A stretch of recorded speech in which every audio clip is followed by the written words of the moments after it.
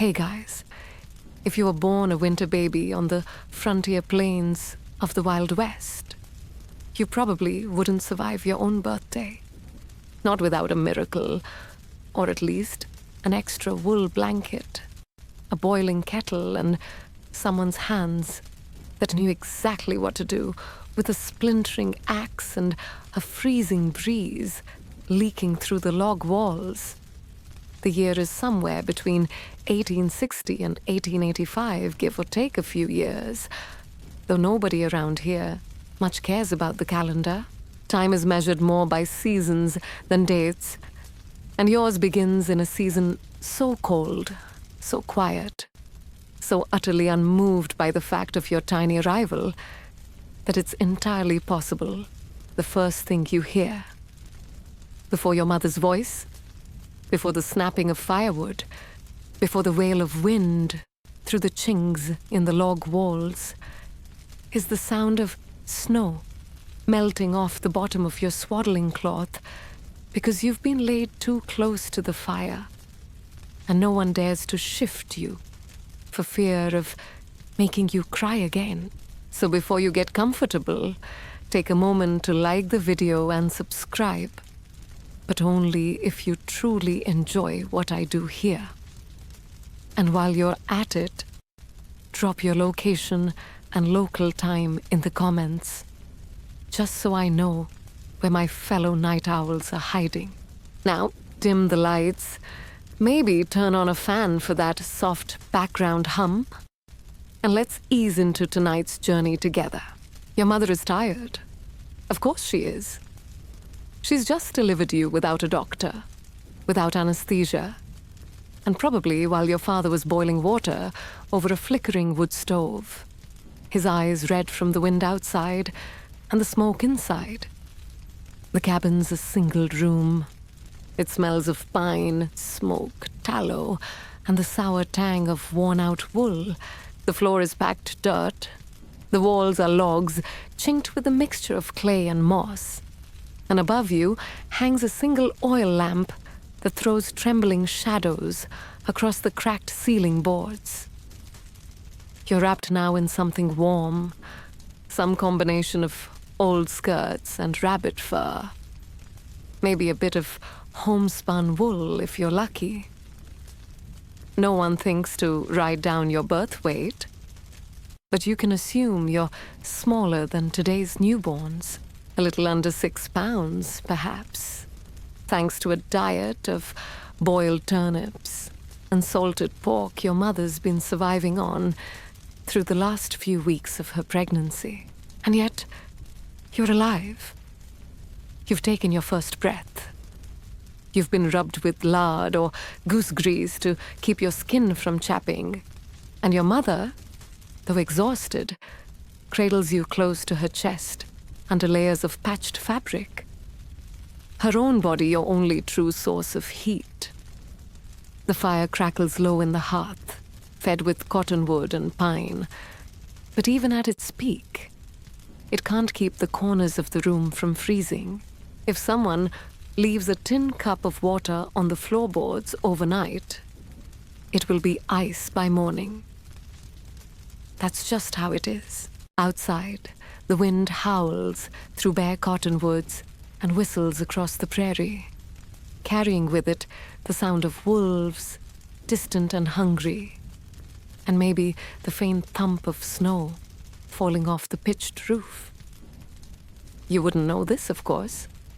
You're still sleeping more than waking, twitching slightly in your lumpy bundle, dreaming perhaps of muffled warmth or the beating sound of your mother's heart.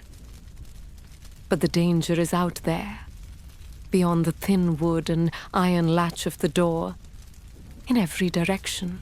Your cabin stands isolated on a stretch of land, so flat you could see a neighbor's smoke for miles, if you had neighbors. But you don't. Not really. Just an occasional trader who passes once a month, or a cattleman heading south. The cold isn't just air. It's a presence. It clings to your breath, forms delicate rime on the underside of the roof, creeps in under the door and wraps around your ankles, making even your father curse softly when he's fetching another log. And you, small thing, you barely notice any of it. You only know warmth and the smell of tallow candles and pine resin and your mother's skin. You sleep with a faint wheeze, your tiny lungs still adjusting to a world with wind, smoke, and ice-crusted blankets. The first few nights are hardest. You don't yet know that being born in winter means everything comes with extra risk. Even nursing is a challenge. Your mother must keep her hands warm enough to adjust your swaddling, but her fingers are cracked and red from carrying snow-laden pails and kneading dough in a room that never quite reaches comfortable. She tries to keep your skin from freezing, layering you in anything she can find. Sometimes you're wrapped in sheepskin from the barn. Other times, in a thin quilt passed down from her mother. Faded roses and threadbare edges, smelling of wood smoke and hope. Your father, meanwhile, is already preparing to fetch more firewood, which means he'll need to stomp through snowdrifts up to his knees, axe in hand, gloves stiff with last week's frost. He hasn't slept well. His boots are wet, and his back aches, but every chore, from chopping to feeding the cow, now carries a new weight. He's not just doing it for the family. He's doing it for you. Because if the fire dies, you'll freeze before morning. If the roof leaks, the melting snow will dampen your bedding. If the wind sneaks in, you'll shiver, even in your mother's arms. No one writes a birth certificate. The date might be remembered loosely, as just after the big snow, or a few days before New Year, or during the cold spell that froze the well. You don't get a name right away either. Not officially. Maybe you're called after someone in the family, or maybe it's just the baby for now. Your first sounds echo in this wooden box of a house. Soft hiccups and sighs under a ceiling stained with soot. And still, life stirs on. The days are short. Sunrise comes late and leaves early. But each hour is filled with movement. Someone must rock you gently in their arms while kneading dough or pouring boiled oats into a wooden bowl. Someone must brush the snow off the porch with a stiff broom made from bundled twigs. Someone must feed the chickens if they haven't frozen already, and collect eggs that sometimes crack before they make it inside. You hear laughter, sometimes in the quiet.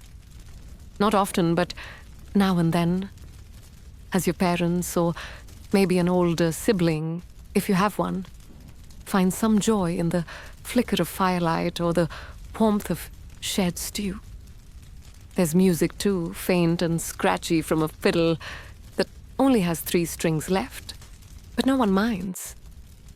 A lullaby hummed under someone's breath, drifting just above your head like the steam from your mother's tea.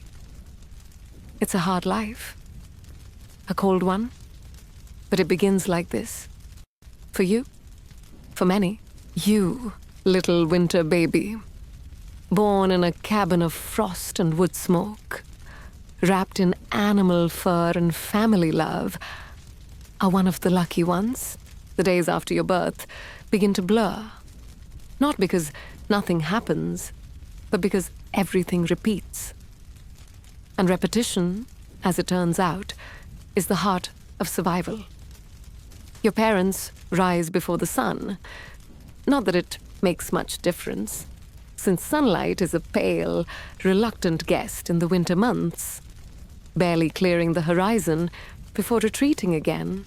Your father wakes with a grunt, rubbing the stiffness from his knees as he swings his legs out from beneath a blanket that still holds yesterday's chill, while your mother, still weary from labor, listens closely for your soft breathing, for any sign that your tiny chest is rising and falling in its slow, irregular rhythm under the layers of cloth and fur where she last tucked you, close to her side. The fire is out, of course. Overnight, the logs have burned down to nothing but ash and a few glowing embers, which your father carefully pokes at with a blackened iron poker. His fingers are numb, though he never says so, and the floor is cold enough to freeze the water in the dog's bowl by the hearth. Outside, the world has crusted over again, snow drifting like dunes across the prairie. So quiet, you'd swear the land itself is holding its breath. It's so still, so white, so devoid of movement that even sound travels differently, muted by layers of frost and the soft hush of falling flakes. And you, oblivious to all of this, stir slightly in your bundle, perhaps sensing the change in temperature, perhaps just dreaming of milk and warmth and whatever brief impressions your new mind is slowly beginning to store. Your parents are quiet people. Most folks were back then. Not because they didn't have thoughts, but because talking too much cost energy. And in the winter, energy is as precious as firewood. Your father communicates in nods, grunts, the occasional soft whistle, and your mother rarely raises her voice above a hush. There's something soothing about it. The way their silence wraps around the cabin like an extra quilt, thickening the air with calm, even when things aren't calm at all, which, honestly, is most of the time. They've seen hard winters before, but this one feels different, heavier somehow, as if the snow itself carries weight beyond its usual cold. Food is tight. Your father had hoped the deer would come down from the hills earlier this year, but they didn't.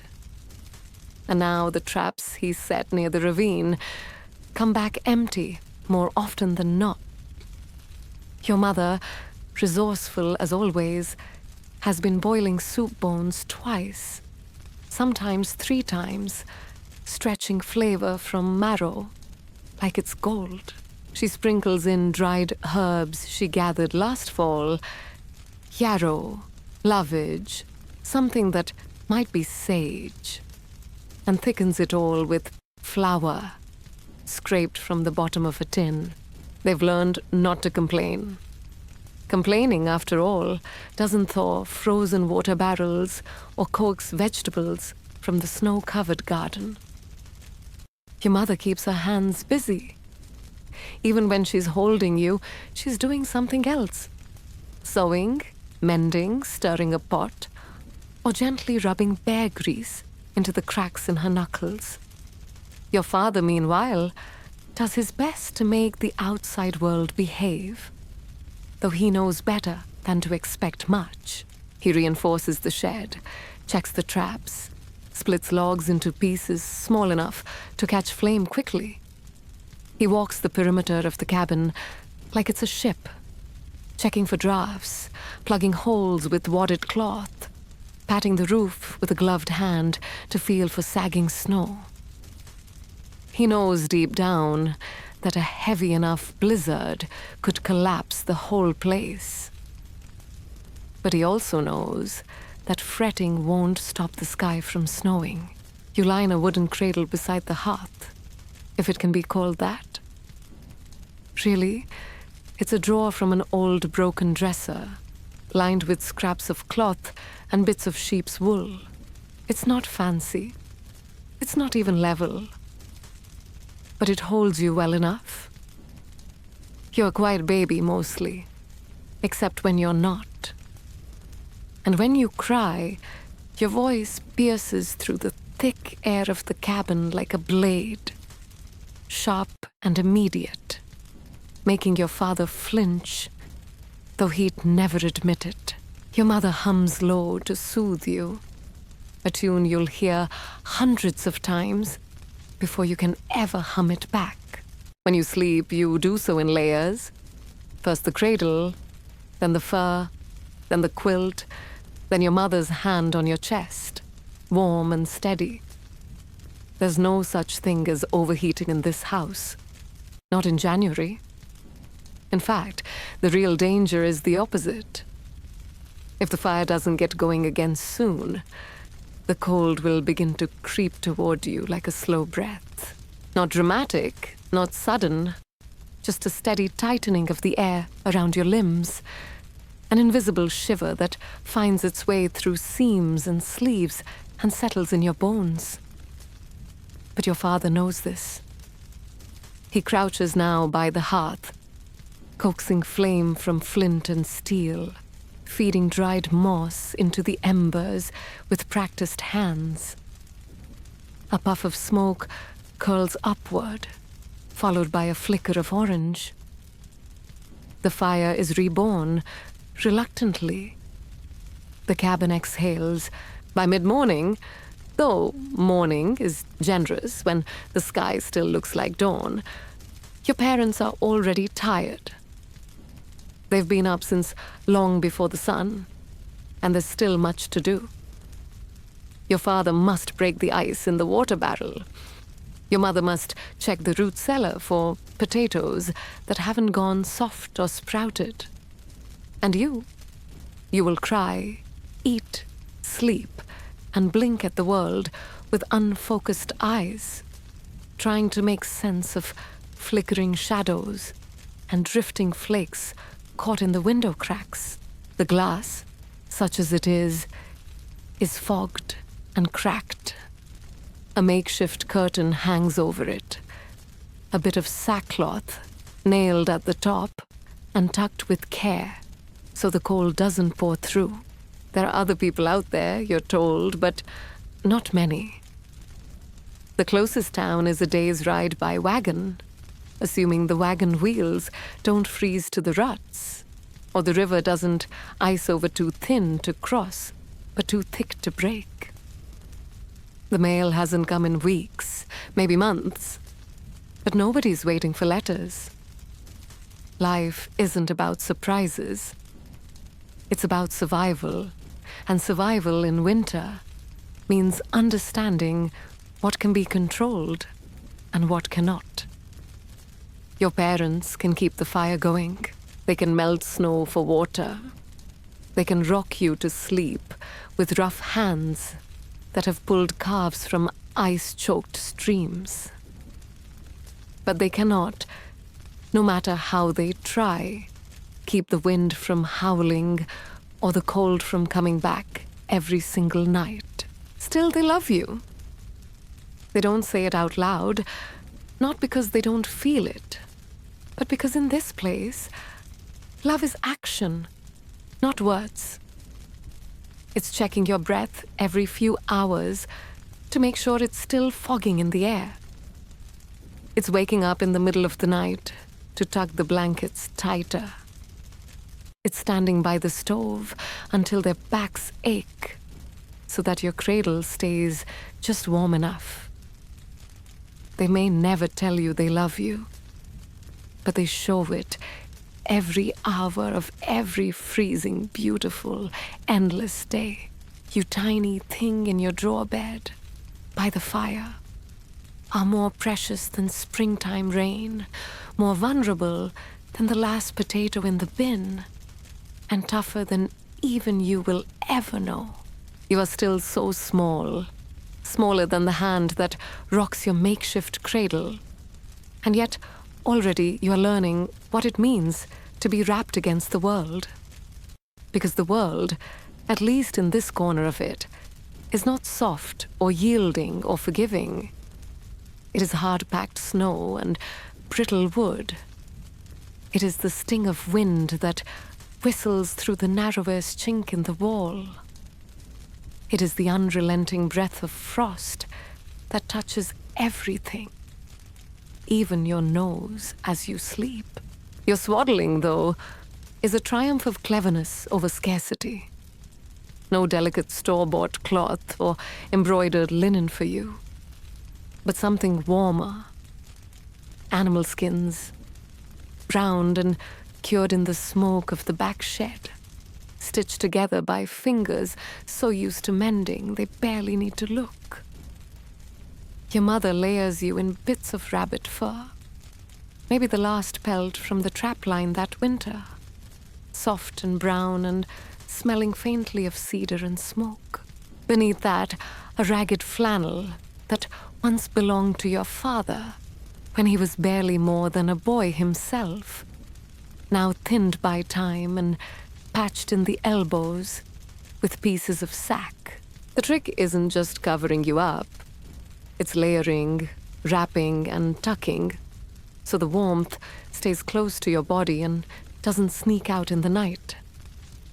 Your mother, with her quiet hands and sharper instincts, knows exactly where the chill likes to slip in. She pads your tiny feet with wool scraps and makes a kind of hat for your head from the sleeve of an old glove, tying it gently under your chin with a strip of leather softened in grease. Your cheeks, flushed red from the air, poke out from the bundle like little apples. And you sleep that way more often than not, tightly bundled, barely moving, so still that more than once your father pauses his work just to lean over and make sure your chest is rising under the layers. It's not just you who wears the cold like a second skin. Everyone in the cabin, from your parents to the old hound curled up near the door, is layered in some compromise between warmth and movement. Your father wears a coat stitched from a bear he shot 2 winters ago. He doesn't talk about that hunt much, except to say it was cold and the bear was mean. The coat still has bits of gristle in the seams and a musky smell that never quite goes away, but it keeps him warm. Your mother, more practical, favors layers. A thin woolen shawl over her shoulders, another around her waist, and a third tied like a bonnet when the wind howls through the cracks in the roof. Her hands, forever chapped, are wrapped in cloth during the day and smeared with fat at night to keep the skin from splitting. You spend most of your time not so much being carried as being transported from one warm surface to another. When your mother cooks, she nestles you near the stove on a folded quilt so the heat from the iron radiates up toward your toes. When she sews or reads by the window, though reading happens less often now that the daylight is so brief, she tucks you into her lap, one arm around your bundled form, the other busy with her needle. When your father returns from chores, stomping snow from his boots and shaking ice from his beard, he sometimes scoops you up with surprising gentleness, pressing you to the coarse wool of his coat, where your tiny hands curl into fists and your breath fogs his collar. Outside, the world is hard and bright. The snow isn't soft anymore. It crunches, creaks, groans underfoot, the sound sharp like breaking bones. The cold has settled deep into the land, and the trees, black skeletons stripped of their leaves, seem to shiver in the distance, even though they stand motionless. Your father must still go out there, of course. The livestock, such as it is, needs tending.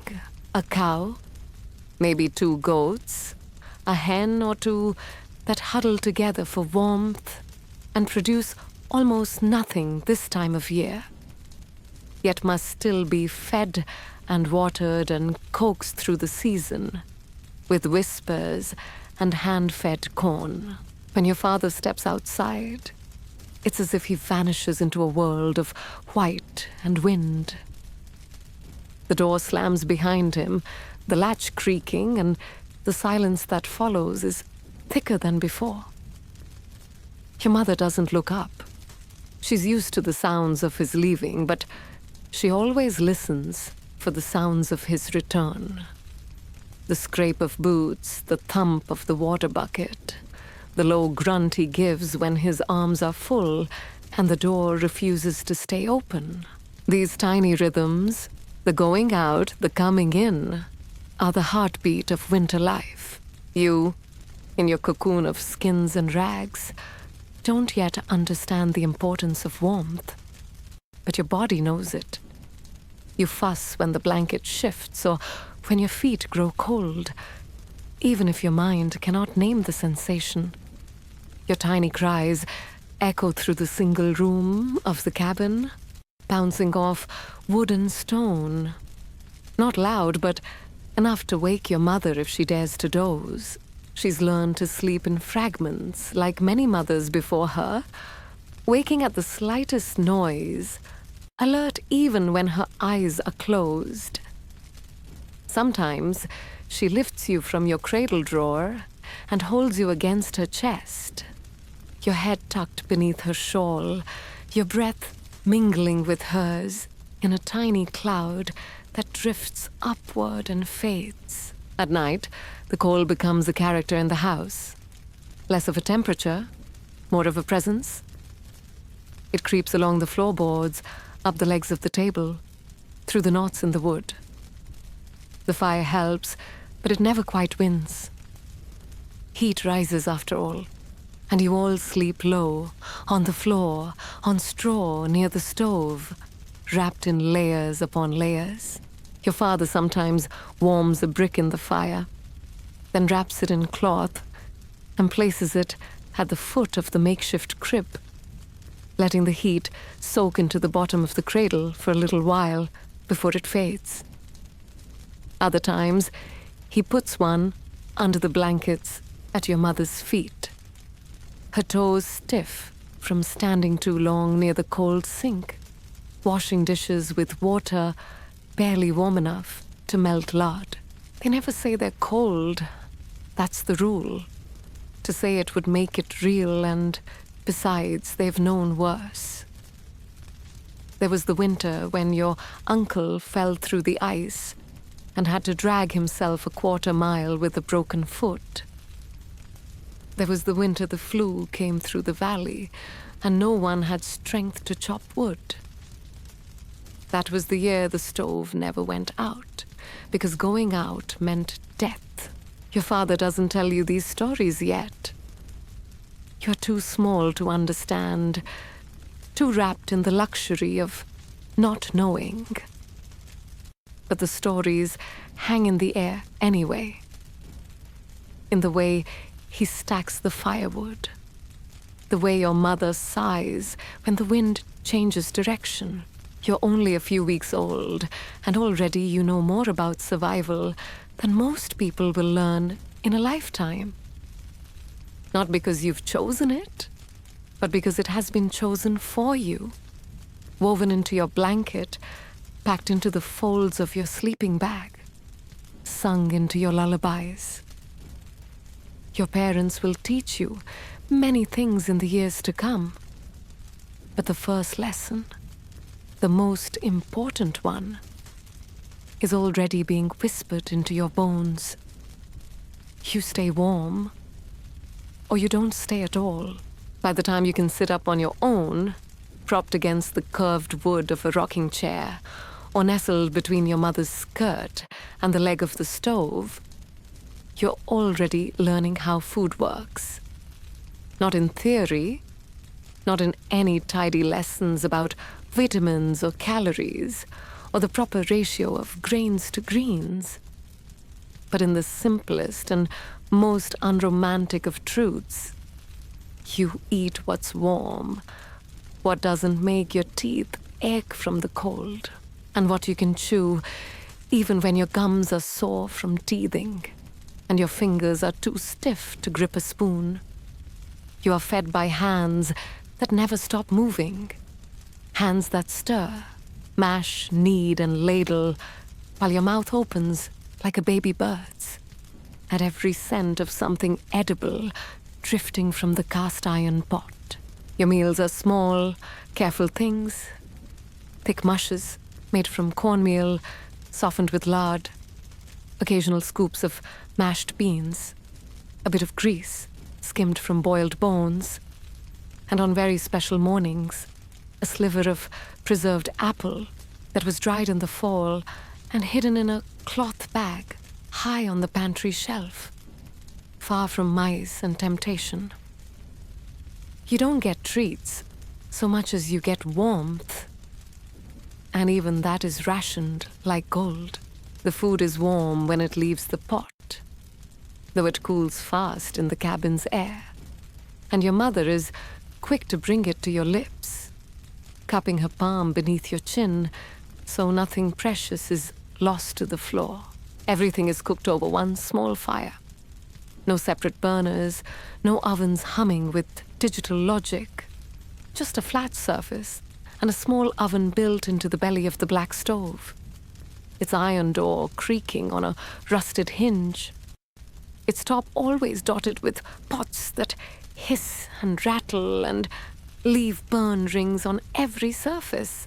The kettle is always on, not because tea is constant, but because warm water is life. It warms your bottles, it rinses your face, it scrapes the grease from the breakfast pan, it thaws the soup that froze in the bowl while your father was still out chopping wood. The stove itself becomes a kind of altar, not sacred in any abstract sense, but in the most immediate and physical way. Without it, the house dies. Without it, the lard won't melt, the beans won't soften, the baby, you, won't stop crying. The fire must be tended constantly. Someone is always poking it, feeding it splinters of kindling or dragging in logs, so thick they take 2 hands to lift. You watch your parents feed that fire, as if they are feeding a pet wolf they've half-tamed, cautious and dutiful, knowing that if it ever goes out, they might not be able to bring it back. They keep coals banked in ash at night, a trick passed down from some aunt or neighbor whose house burned once and who now says a prayer before bedtime to whatever guardian watches over hearths and stoves. You eat when they eat, or a little before if you're fussing, or a little after if your father brings in something fresh and your mother needs to quickly dress a squirrel or rinse off a few tough turnips. There is no schedule, not exactly, just a rhythm tied to the fire and the light and the hollow thump of your stomach when it reminds everyone that you too are growing, and you too have needs that can't be put off just because the potatoes won't boil faster. The food is heavy, not just in your bowl, but in your body. It sits there with weight, grounding you in a way you don't yet have words for. There's a reason lard is so beloved. It coats the tongue, fills the belly, keeps your ribs from jutting out when the wind howls through the seams in the wall, and your nose feels like it might chip off in flakes. Your mother has a lard pot that lives on the stove, a squat tin pail with a curled metal handle and a wooden spoon always nearby. She uses it for everything: greasing pans, crisping bread, softening cracked skin, and sometimes even smoothing your cowlick with a dab of warmth. As you grow into a toddler, you begin to understand that food is also a form of barter, not just for the outside world, but within your family's small ecosystem. When your father manages to trap a hare or trade spare kindling for a tin of syrup, the whole cabin feels lifted. as though a small windfall has come through. Syrup goes into the cornbread, or drizzled over boiled squash, or sometimes just spooned carefully into your mouth on the end of a wooden stick, so the sweetness lingers on your tongue while snow hits the roof. On certain days, usually after a long morning of chores, or a night when the fire almost went out and everyone had to get up and huddle to relight it, your family makes a thicker stew. These are the days when your bowl is warm to the touch and the smell of marrow and pepper fills the air. There are bits of gristle in it, yes, and more bone than meat, but the broth is thick and the taste is deep, and you slurp it with the seriousness of a much older child, not even noticing the smear that ends up on your chin, or the bit of carrot clinging to your sleeve. And there's the smoke. Everything tastes of it, not in a bad way exactly, just in the way that smoke is ever present, woven into the seams of your clothing, the folds of the curtain, the crack in the wooden floor. Smoke flavors your bread crust, your porridge, your sips of weak coffee when you're older and allowed to dunk your biscuit. It seeps into everything, and it is as much a seasoning as the sparse salt that comes in a cloth pouch and must be used sparingly until spring. Occasionally, your food comes with a story, usually from your father, who will say, while blowing on a potato, that this one came from the patch where the soil never warms, or that he once saw a fox steal a chicken and drag it all the way into the trees without so much as a squawk. You don't always understand the details, but you understand the tone, how a meal is always more than the sum of its parts, how the telling of it makes it fuller somehow, richer. You eat on the floor, or on your mother's lap, or on a log near the hearth. There is no high chair, no plastic tray, no rubber spoon that changes color and heat. Just whatever is nearby, clean enough, and within reach. Sometimes the cat steals a bite when no one is looking, and sometimes you feed it on purpose, giggling as it licks the last of your porridge from your fingertips. And always, always, your meal ends with a wiping of your face. A soft cloth rubbed over your cheeks, your mouth, your nose. A gentle touch that says, without saying, you're loved, you're warm, you have eaten, and you will sleep. Because in this house, when you are fed, you rest. And when you rest, the fire has done its job. And when the fire has done its job, everyone breathes a little easier, knowing they've made it one more day through the brutal cold. You learn early on that snow, no matter how soft it might look when it's falling gently outside the tiny, grease-smudged window, is never quite as magical as the stories in picture books might later suggest. Not when you're living through it, not when your boots leak, and certainly not when the wind pushes it sideways into your face until your eyelashes freeze and your breath crackles on your scarf. As you start to toddle out into the world beyond the warm circle of the stove, you realize that winter is not a season to be enjoyed so much as one to be endured, and that every snowflake is a quiet, glistening reminder that work never stops, not even when your fingers go numb and your mittens stiffen with ice. You don't get snow days because there is no school to cancel just yet.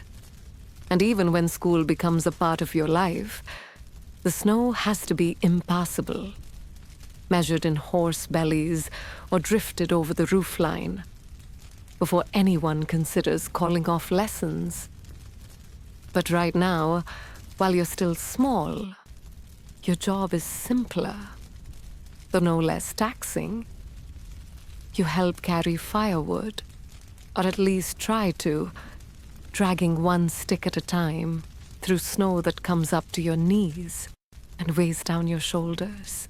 Sometimes the logs are too heavy, and you resort to pushing them with both mittened hands, cheeks puffed with breath and frustration, while the dog watches with a bemused expression, tail wagging at the absurdity of your struggle. You haul kindling in a canvas sack, too big for your back, its straps slipping from your shoulders with every step. And when you finally make it to the door, you drop it with a grunt, face flushed and lashes wet, hoping someone notices, hoping someone says, "Thank you." They don't always, because they're tired too, because everyone is doing their part just to stay warm. But your mother might touzle your hair, and your father might nod silently while lifting the sack, and that's enough to keep you going. Snow isn't just cold, it's sneaky. It gets into everything, between your socks and your skin, into the gap where your mittens meet your sleeves, down the back of your neck, when you fall face first into a drift, while trying to imitate the older children leaping from the porch. It's not like modern snow that melts quickly against insulated coats and fleece-lined boots. This snow is stubborn. It clings, melts slowly, then refreezes, forming stiff rinds around your cuffs that make your wrists ache long after you've come back inside. And yet, you go out again, because you must. Your chores involve snow in every form. You scoop it from the well when the bucket freezes over. You chip it off the water barrel with a flat rock. You sweep it from the porch, not because you care about tidiness, but because the build-up will block the door and trap the family inside. Your brother uses a worn broom to brush it off the roof so it doesn't collapse, and he makes you stand back just in time to avoid the heavy clumps that fall with a sighing thud, shaking the icicles loose from the eaves. They fall like daggers, long, glinting, and sharp as truth. And once, one cuts your cousin's cheek while he's showing off. A lesson that makes you forever wary of walking under the roof's edge when the sun comes out. And then there's the matter of hauling water. The pump freezes, of course, so you take turns melting snow, loading it by the bucketful into the biggest pot you have, waiting patiently for it to transform into something drinkable. It takes so much snow to make so little water, and always, as you watch it collapse into steam and trickle, you wonder at the cruel trick nature plays, offering you so much and giving you so little in return. Sometimes your father jokes that it would be faster to lick icicles, and once you try, sticking your tongue to one out of curiosity, it sticks naturally, and the pain that follows becomes part of the family's winter lore. Told again and again, always with laughter. There's no sledding for fun, unless it's a Sunday afternoon and the chores are finished and the sun is high enough not to blind you. Even then, the sled is a flat plank with iron runners, built not for sport, but for dragging feed and supplies. You ride it down the hill behind the barn, steering with your heels and bracing for the inevitable crash into the fence post. You laugh, breath puffing out in bursts, until the cold stings your throat and your toes begin to tingle. An early warning, your mother says, that it's time to go inside before the blood forgets how to circulate properly. Still, you try to find moments of joy in it. You build snowmen, of course, though they rarely last long. The dog knocks them over. The wind strips them bare. Once, a neighbor's goat eats the carrot nose while you're not looking. You laugh anyway, because what else can you do?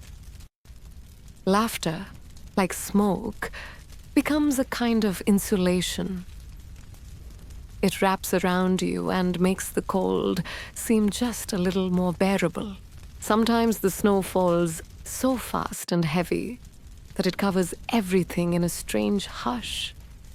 And those are the days you love most. Not because they're easy, but because they are oddly peaceful.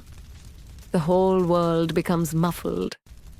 You can't hear the axe hitting wood, or the creak of the barn door, or even your own footsteps.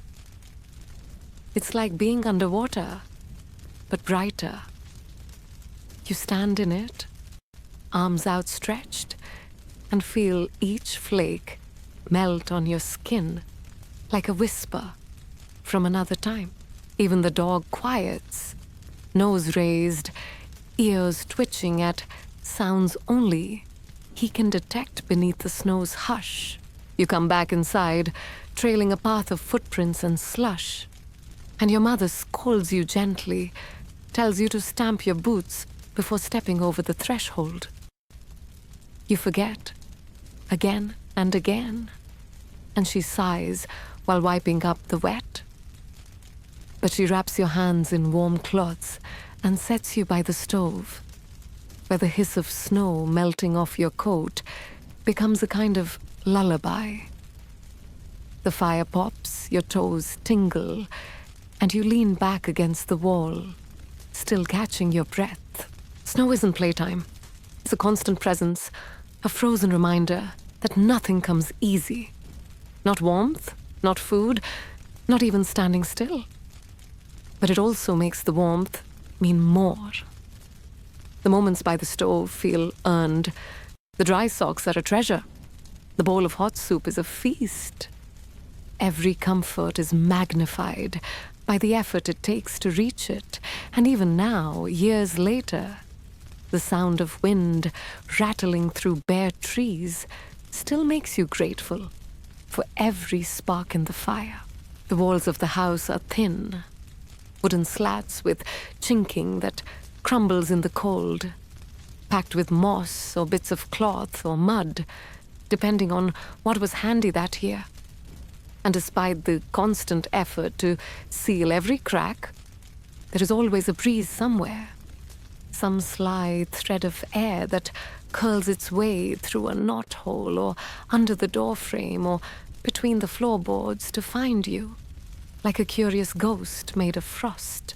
And at night, when the lanterns are out and the fire has sunk to embers, that breeze becomes something else entirely.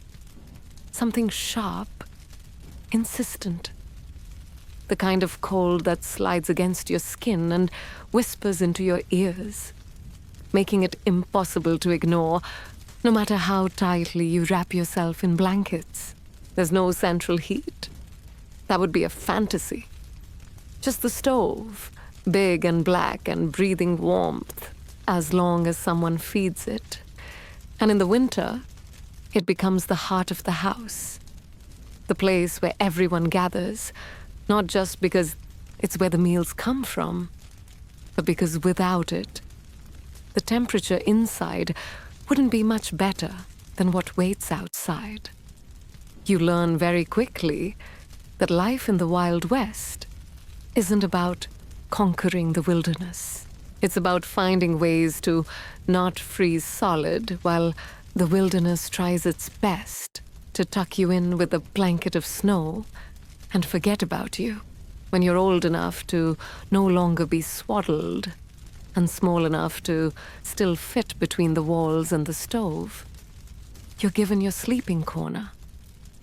Perhaps a pile of old quilts stuffed with straw and patched more times than you can count, pushed up close to the warm side of the room. it's a good spot. You learn to tuck yourself in like a cocoon, wrapping arms and legs tight, forming a human bundle that can trap body heat and keep your nose from turning to ice. You get used to the smell of singed wool and damp boots, to the pop of resin in the fire and the occasional creak of roof beams under the weight of snow. The worst part is the outhouse, which sits 50 paces away from the back door, far enough to make it miserable, close enough to taunt you with the illusion of convenience. There's no plumbing, of course not, and no insulation. Just a wooden box over a hole with a seat worn smooth by use and cold enough in January to take your breath away. The trick is to wait as long as you can and then to run. You make a game of it, counting the steps, holding your breath, daring yourself to stay in there 1 second longer than the last time. You learn not to touch anything with bare skin. You learn to move fast. You learn to aim better than you'd like to admit. And when you're too small or too tired or the snow is too deep, there's the chamber pot, an enamel bucket tucked under the bed or by the door, clanked noisily in the dark and emptied with a grimace the next morning.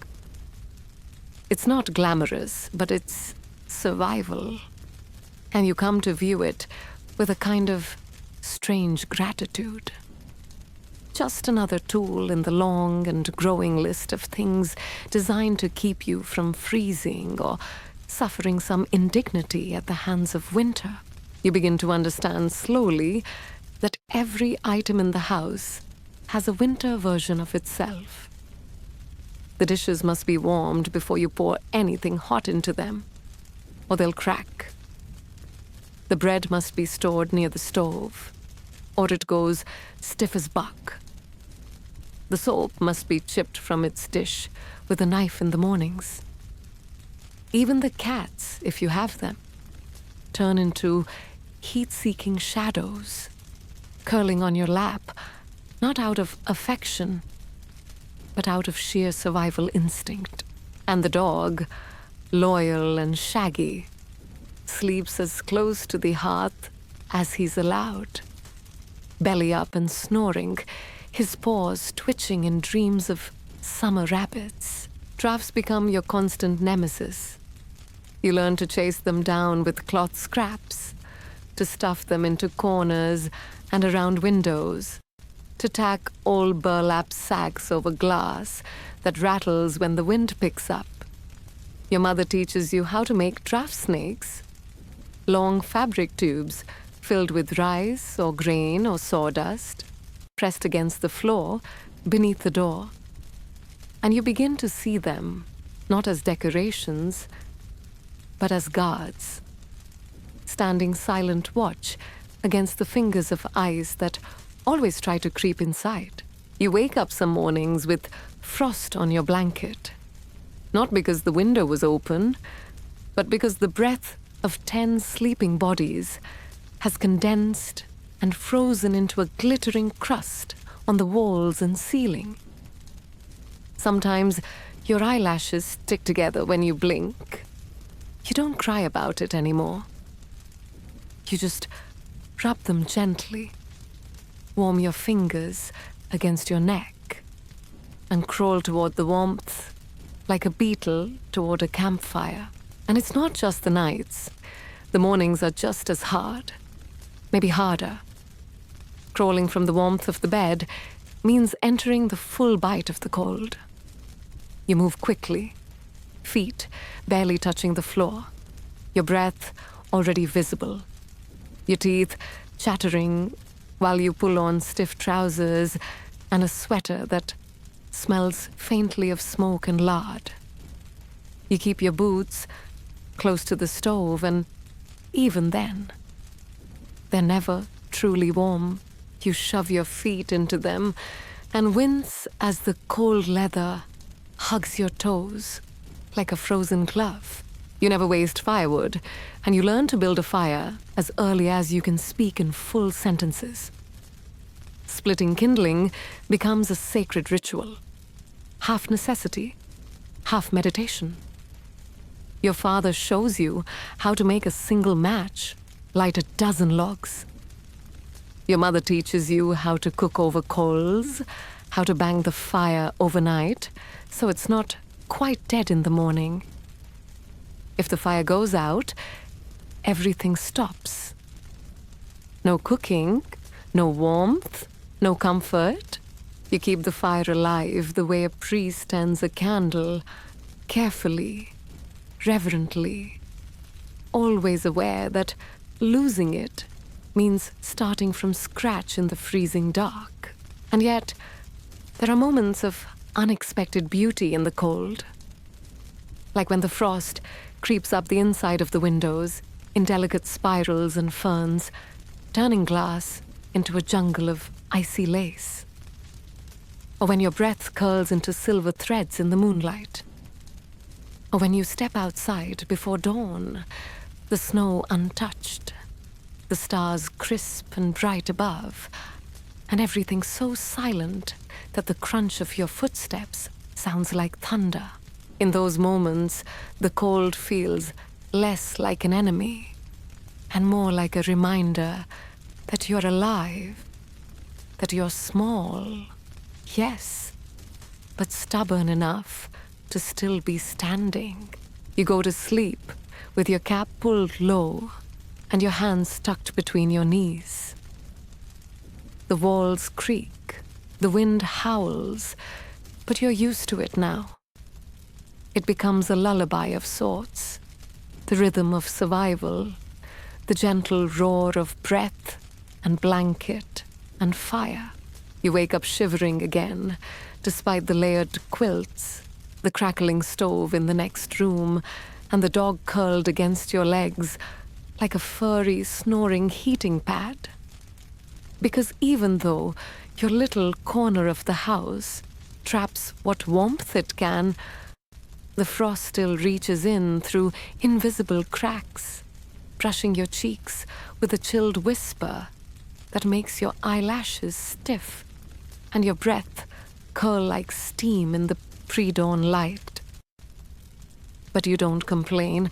Complaining is reserved for city folk or for summer children who've never known what it's like to sleep through a blizzard by counting the number of times the fire hisses in the stove like it's sighing in its sleep.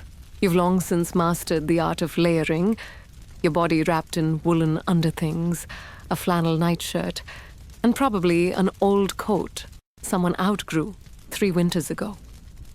The trick isn't how much you wear, but where you wear it.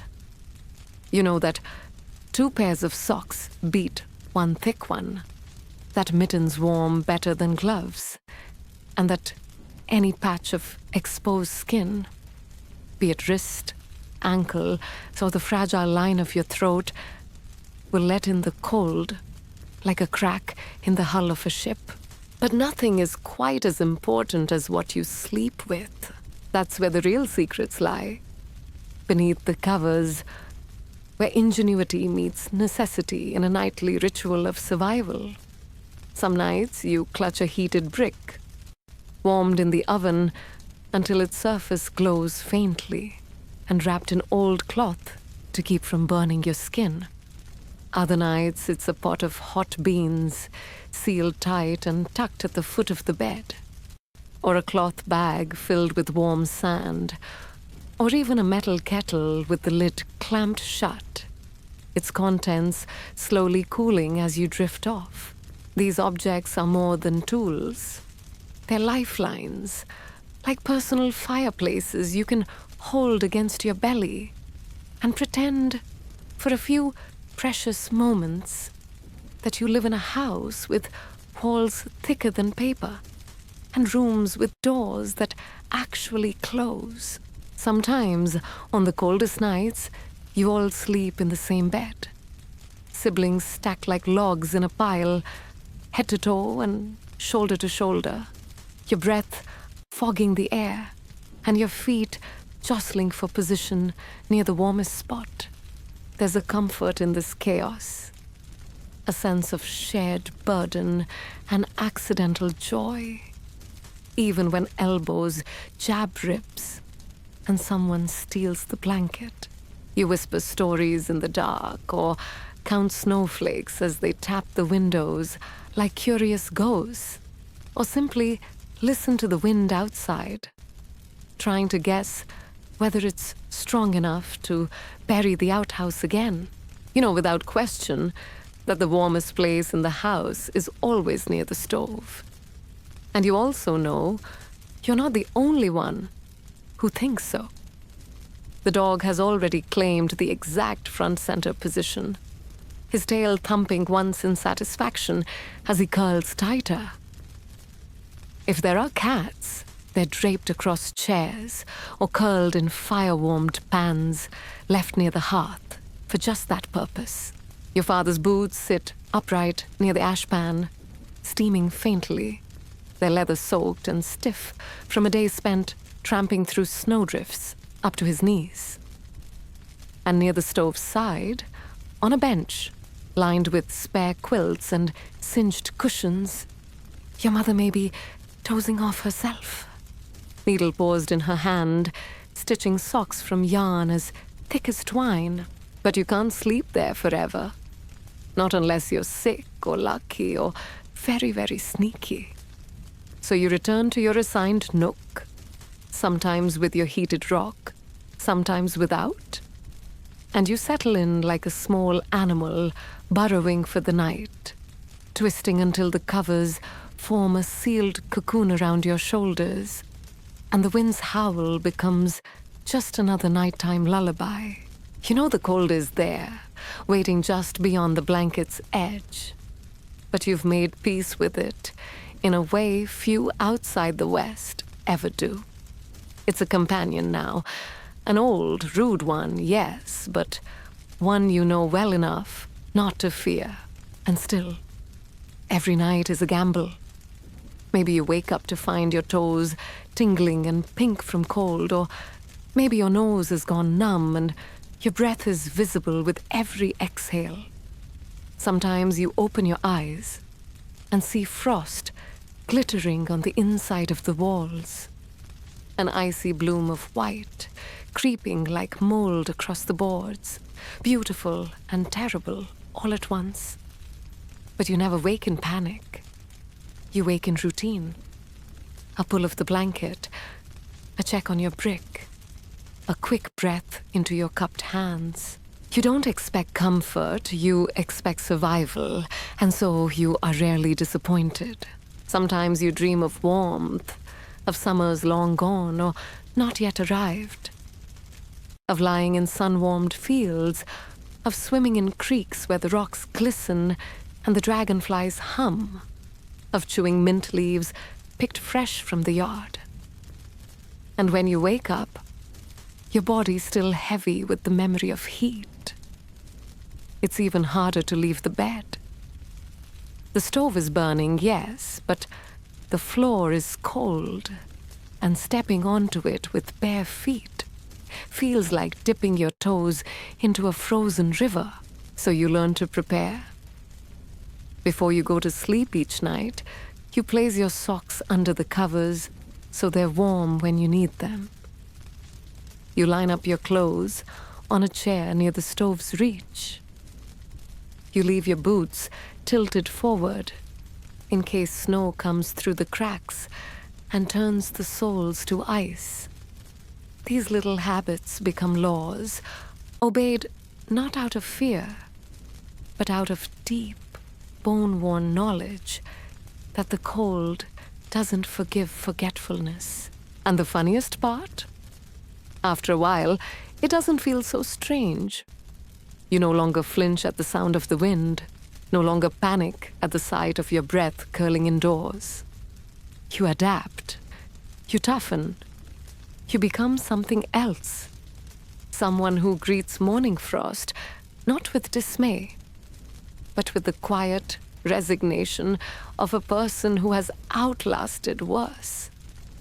You even begin to take pride in it, in your ability to survive with nothing but hand-me-down quilts and iron bricks and stubbornness. There's a saying your father mutters when he's stacking wood. If the cold don't get you, the creaks in your knees will.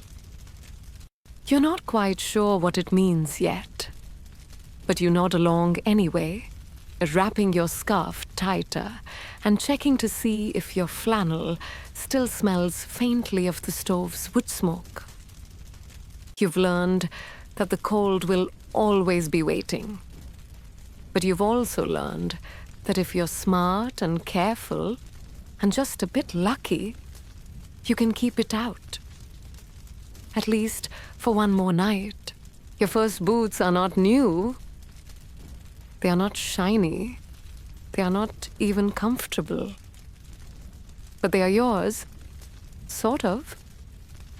And when your mother pulls them from the back corner of the cupboard, where they've sat since your older cousin outgrew them, she holds them like an offering, like they're something sacred. And in a way they are. Because in the Wild West, a pair of winter boots isn't just clothing, it's survival, stitched and nailed together, piece by frozen piece. The boots are stiff at first, their leather long, since dried and cracked from too many snowdrifts, too many creek crossings, too many winters on someone else's feet. The soles are half-peeled, patched with old canvas, and one of the heels leans ever so slightly to the left, which means you walk like you've got a secret. But they come with laces, one frayed, one broken, and inside, your mother has stuffed them full of straw. Not for insulation exactly, but because your feet are still too small to fill the boot shape. And something's got to keep them from sloshing like soup in a kettle. The first time you try to walk in them, you feel like you've strapped anvils to your ankles. The leather creaks, the straw shifts, your toes disappear somewhere in the toe box, and your heels bump with every step. But still, you clomp across the frozen ground with pride, because these are boots. Not hand-knit socks, not scraps of rabbit fur tied with twine, not the canvas slippers you wore last winter that soaked through the minute you stepped outside. These are boots. And boots mean you can go outside longer, farther, braver. You wear them everywhere. To the woodpile, to the privy, to the creek where your brother breaks ice with a hatchet, so you can both fill the bucket with water, your breath fogging in front of your face like a tired ghost. And though the boots don't keep your feet warm, not really, they keep them dry. And in the Wild West winter, that's almost the same thing. Wet feet turn to frozen feet, and frozen feet turn to missing toes. And everyone knows someone who knows someone who once took off a boot and left part of their foot behind. So you learn quickly how to keep them close to the fire, just not too close, or the soles will blister and curl like bacon in a skillet. You hang them upside down on a stick by the stove, flipping them every so often like potatoes roasting in ash. And at night, if the cold is cruel and unkind, you line them with rags, old flour sacks torn into long strips, tucked just so between straw and leather, hoping they'll hold enough warmth to get you through morning chores without crying. Because morning chores are a cruel joke in winter, and boots are your only defense against the silent, aching cold that slips beneath your clothes and settles in your knees like an old memory. You stomp through snowbanks taller than your waist, shovel walkways that fill in again before breakfast is done, gather eggs from chickens that look vaguely offended to still be alive, and haul firewood so heavy your arms ache for hours after, all while wearing boots that try their best but still leak snow in through the cracks, like it's looking for somewhere warm to hide. And yet, the boots become a part of you. You learn their quirks, where to step, how to land, which patch of the sole has the most grip, which one has none at all. You learn to balance on ice like a circus performer, to hop puddles in spring and stomp slush in thaw, to run in them, awkwardly, noisily, with a kind of rhythm that only makes sense when you're being chased by a jealous sibling with a snowball. At school, everyone compares boots like some kids compare horses. There's talk of rubber soles, though you've never seen one up close. One boy claims his uncle has a pair with real sheepskin inside, soft as clouds and twice as warm. Another brags about steel toes, and while no one's quite sure what that means, it sounds important. You look down at your bent leather toes and cracked heels, and don't say much, but deep down, you know your boots have one thing none of theirs do. History. They've walked through 4 winters. They've hiked up snowy ridges and skidded down icy gullies. They've stood in line at the trading post and waited outside the blacksmith's, collecting layers of soot and dust like badges. They've been repaired and repatched so many times, they're more stitching than leather, more hope than hide. And they've carried you, slowly, stubbornly, shivering, through every inch of cold this wild land could throw at you. Sometimes, on warmer days, you slip them off outside and feel the frozen dirt beneath your feet. The chill creeps up your ankles like a warning, and you wiggle your toes to prove they're still yours. Then you put the boots back on, tug the cuffs of your trousers into the tops like a seasoned trapper, and march on like the cold's got nothing on you. There's a myth, somewhere in your family, that great-grandpa survived an entire winter with only 1 boot and half a pair of socks. No one knows if it's true, but the story gets told every year anyway. And every time someone mentions it, you instinctively glance at your own mismatched socks and think, I could probably make it too. That's what the boots teach you in the end. Not just how to keep walking, but how to keep going even when your toes are numb and your knees are sore and the wind is howling like a wolf through the cracks in every wall. They teach you to move forward, even if it's slowly, even if it hurts, even if each step sounds like an old hinge squeaking in protest. And then one day, the boots don't fit anymore. Your feet have grown. Your toes hit the front. The heel blister returns. You tell your mother, and she nods slowly, setting down her mending and inspecting your socks like they might be lying. Then she pulls down the next pair from the shelf above the door. Bigger, heavier, a little less worn. And you know, just by the way she doesn't speak, that your boots will be passed down again to the cousin with thinner legs, or the neighbor's boy whose toes have gone purple more than once. You hold the old pair for a moment. You remember how they made your ankles bleed, how they saved your feet, how they never quite fit until they suddenly did. And then, quietly, you let them go, because winter never ends here. It only shifts. It melts and returns.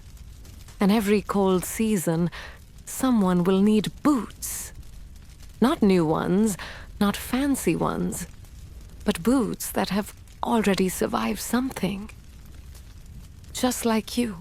You wake before the sun does, again, though you can't remember the last time it rose before you did.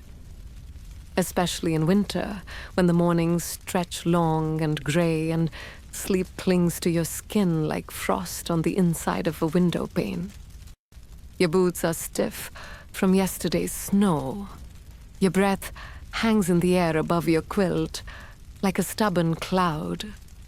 And someone has to feed the chickens. But before that, there's school, which means a walk through the snow that you swear gets deeper every week.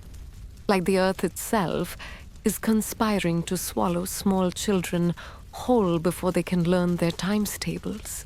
The schoolhouse isn't far in theory, just 2 miles, straight past the stream and the grove of skinny birch trees that always whistle in winter. But it may as well be the North Pole when the wind's in your face and your scarf keeps slipping down, letting the cold nip at your nose like a mischievous mouse. You tug your mittens up, wrap your coat tight, and begin the march with the kind of grim determination usually reserved for soldiers and desperate postmen. Because school in the Wild West isn't something you skip. It's something you survive. The building itself is little more than a cabin. Wood-planked, sun-bleached, leaning ever so slightly as if it too is tired of standing against the wind. The windows frost from the inside, and when you press your mittened hand against the glass to peek in, you leave behind a little oval of warmth that disappears as fast as it came. There's no real insulation, of course. No radiators humming or vents breathing, just a cast iron stove in the center, its belly stuffed with logs, smoke curling up through the pipe like a sleepy ghost. You sit as close to it as the teacher allows, your legs tucked beneath you, your boots steaming faintly as the snow on them melts into puddles that the younger children try not to slip on. Desks are a luxury, so you share a bench. If you're lucky, the kid beside you doesn't smell too strongly of salt pork or coal smoke. And if you're luckier, they don't have lice. You hold your slate like it's made of glass, writing sums with chalk so brittle it snaps in your fingers. The teacher's voice rises and falls like a lullaby you're not supposed to fall asleep to. And behind her, a map of the United States curls at the edges, the ink faded from too many winters of cold fingers and hot breath. Lessons are quick, mostly because fingers go numb after too long holding pencils, and the ink in the inkwells turns to sludge if it isn't kept near the stove. You recite things in unison, not because it's effective pedagogy, but because it keeps your jaws moving, which helps keep your face from freezing. Spelling, geography, the capitals of states you've never seen. You squint at the blackboard, chewing on a strand of your scarf, your boots drying slowly beneath your bench, while your toes slowly regain feeling. But the real education isn't in the books. It's in the way you learn to listen for the teacher's warning when the wind shifts, meaning a blizzard's coming in quick and school's ending early. It's in the way you pack an extra potato in your coat pocket, wrapped in cloth, because a warm potato in your pocket is both lunch and a hand warmer. It's in the way you trade mittens at recess to see whose are least full of holes, and laugh when someone's falls apart entirely, because laughing is warmer than crying and takes less effort than sewing. At recess, if it isn't too cold, and sometimes even if it is, you and the others stamp patterns into the snow like ancient runes, running in circles that make your breath come hard and fast. You slide on patches of packed ice, shrieking when you fall, pretending it doesn't hurt, because everything hurts a little in winter, and you've grown used to it. Like a background hum of discomfort you no longer notice. One boy tries to build a snow fort by the outhouse, but his gloves are too thin and his hands too red. And by the time the bell rings, he's lost interest anyway. Back inside, the room smells of wool, wet boots, and desperation. The teacher pulls her shawl tighter and rattles off Bible verses, while you try to remember which one means endurance. Your breath still fogs in the air, and the tip of your nose is suspiciously numb. You hope it isn't turning blue, because you've seen what blue noses mean. At best, teasing. At worst, a vinegar-soaked rag and weeks of discomfort. The older kids sometimes don't come in winter. They stay behind to help chop firewood, break ice in the river, or keep watch over the livestock. School is for those who can afford the absence, for those small enough to be spared, but big enough to sit still. And still, even with the stove roaring and the windows dripping condensation, no one takes off their coats. The warmth is an illusion, just enough to keep your teeth from chattering, not enough to pretend you're comfortable. You've developed strategies, though. You bring in a flat rock and rest it near the fire, flipping it at intervals, then tucking it under your feet once it's warm enough. You sit on your hands. You ball your fists inside your sleeves and wiggle your fingers to keep the blood moving. And when your teacher looks away, you breathe into your palms and whisper a small curse at the wind, even if Mama says that's bad manners. Historians still argue whether frontier schooling truly prepared children for the wider world, or simply taught them how to suffer silently while reciting Latin. Some claim it was character building, others character bludgeoning. But none of those scholars have sat where you sit now, on a bench that creaks, in boots that leak, watching the snow pile up outside like it's training for a competition. You don't learn everything you're supposed to. Some days, your brain is too cold to remember where Missouri is, or what 6 times 8 is, or why the War of 1812 even mattered. But you learn how to nod respectfully at the teacher, even when she's wrong. You learn to share your chalk. You learn to recognize which kid will cry if you make fun of their patched pants, and which one will punch you. You learn, in other words, how to live among people, which might be the only education anyone ever really needs out here. By the time school lets out, the sun is already slipping away, tired of pretending it ever intended to stay. Your boots are only half dry. Your fingers hurt again. You gather your books, 2 of them tied with a scrap of string, and head for the door. The wind meets you like an old enemy, slapping your cheeks with a fresh layer of ice. And you begin the long walk home, head down, scarf high, boots thumping against snowdrifts that seem taller than they were this morning. And still, despite everything, you wouldn't trade it for anything. Not because it's easy, not because it's warm, but because every step through that snow, every recitation by the fire, every frostbitten afternoon means you're still here, still learning, still surviving.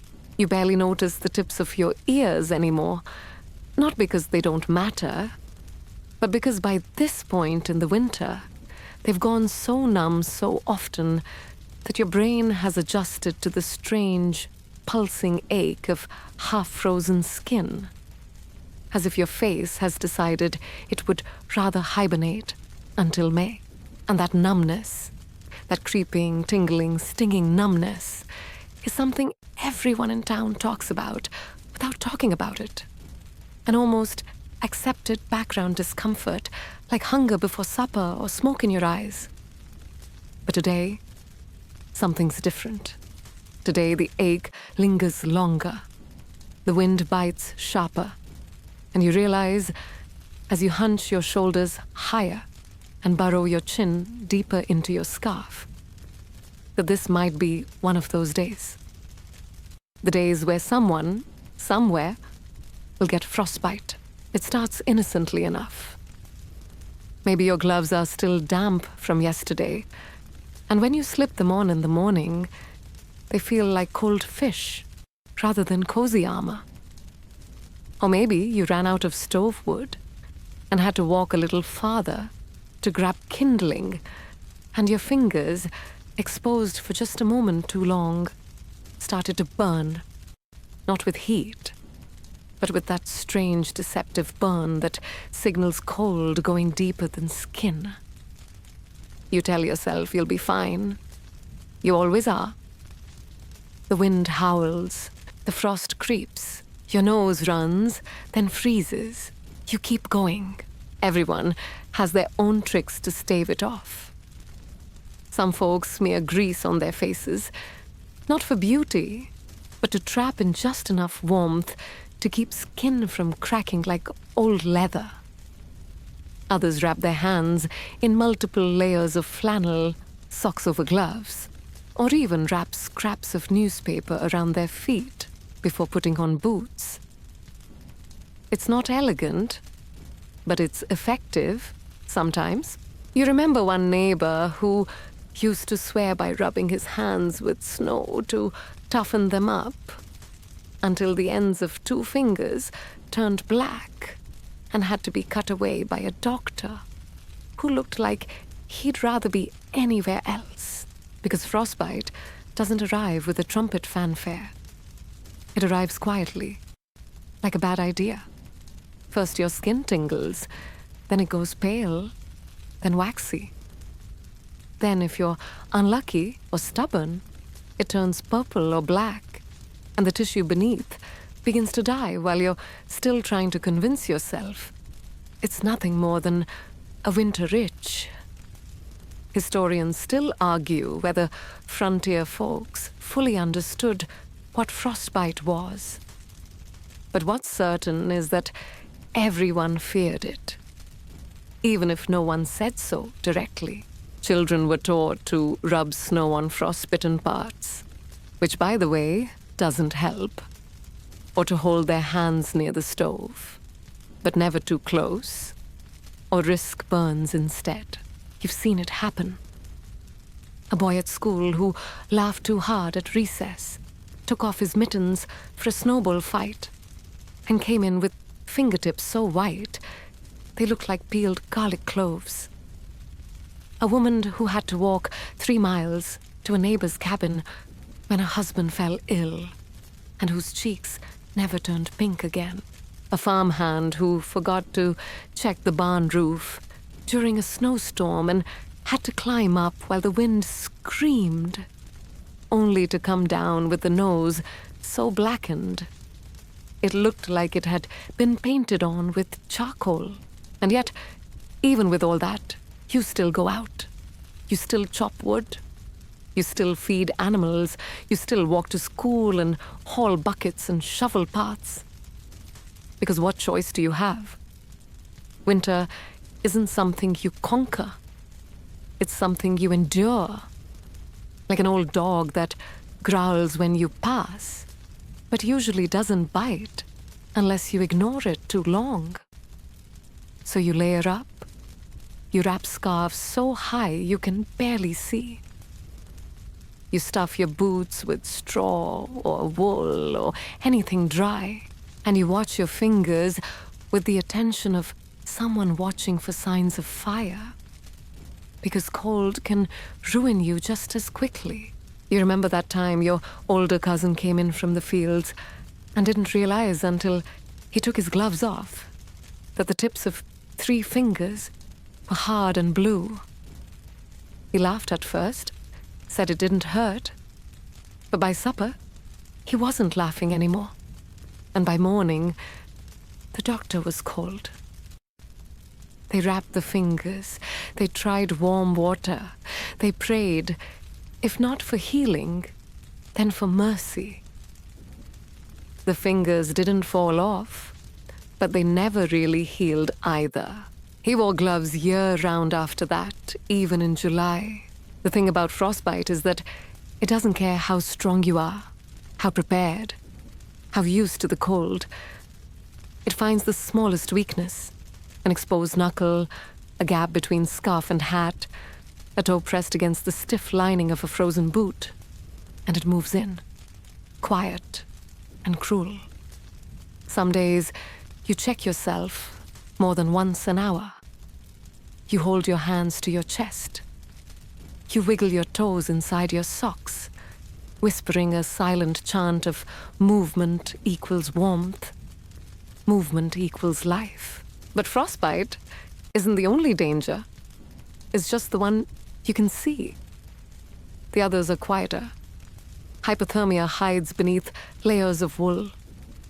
Chilblains come and go like sneaky little gremlins, itching and burning where your skin once was smooth. And the cold seeps into your bones, not metaphorically, but truly, until you move slower, think slower, even smile slower. It changes you. It makes you old before your time, etching lines into faces not yet 20, turning shoulders stooped and knees stiff by the time you've learned how to read cursive. Still, you adapt. You learn to breathe through your nose in short bursts so the inside of your mouth doesn't freeze. You learn to thaw your mittens near the stove, but not too near. You learn to share body heat with a sibling without complaining, to press bare feet together at night without shame. And sometimes you learn to recognize the signs in others. You see a boy on the walk home with his ears redder than blood, and you offer your scarf without a word. You see an old man stumble after chores, and you help him sit by the fire, bringing warm broth before he asks. Because out here, the cold isn't just a weather pattern. It's a presence. It watches. It waits. It nibbles at the edges of every day, creeping in under doorways and through cracks in the cabin wall. And if you ever stop paying attention, just for a moment, it gets in deeper. You check your hands now, unconsciously. Still pink, still moving, still yours.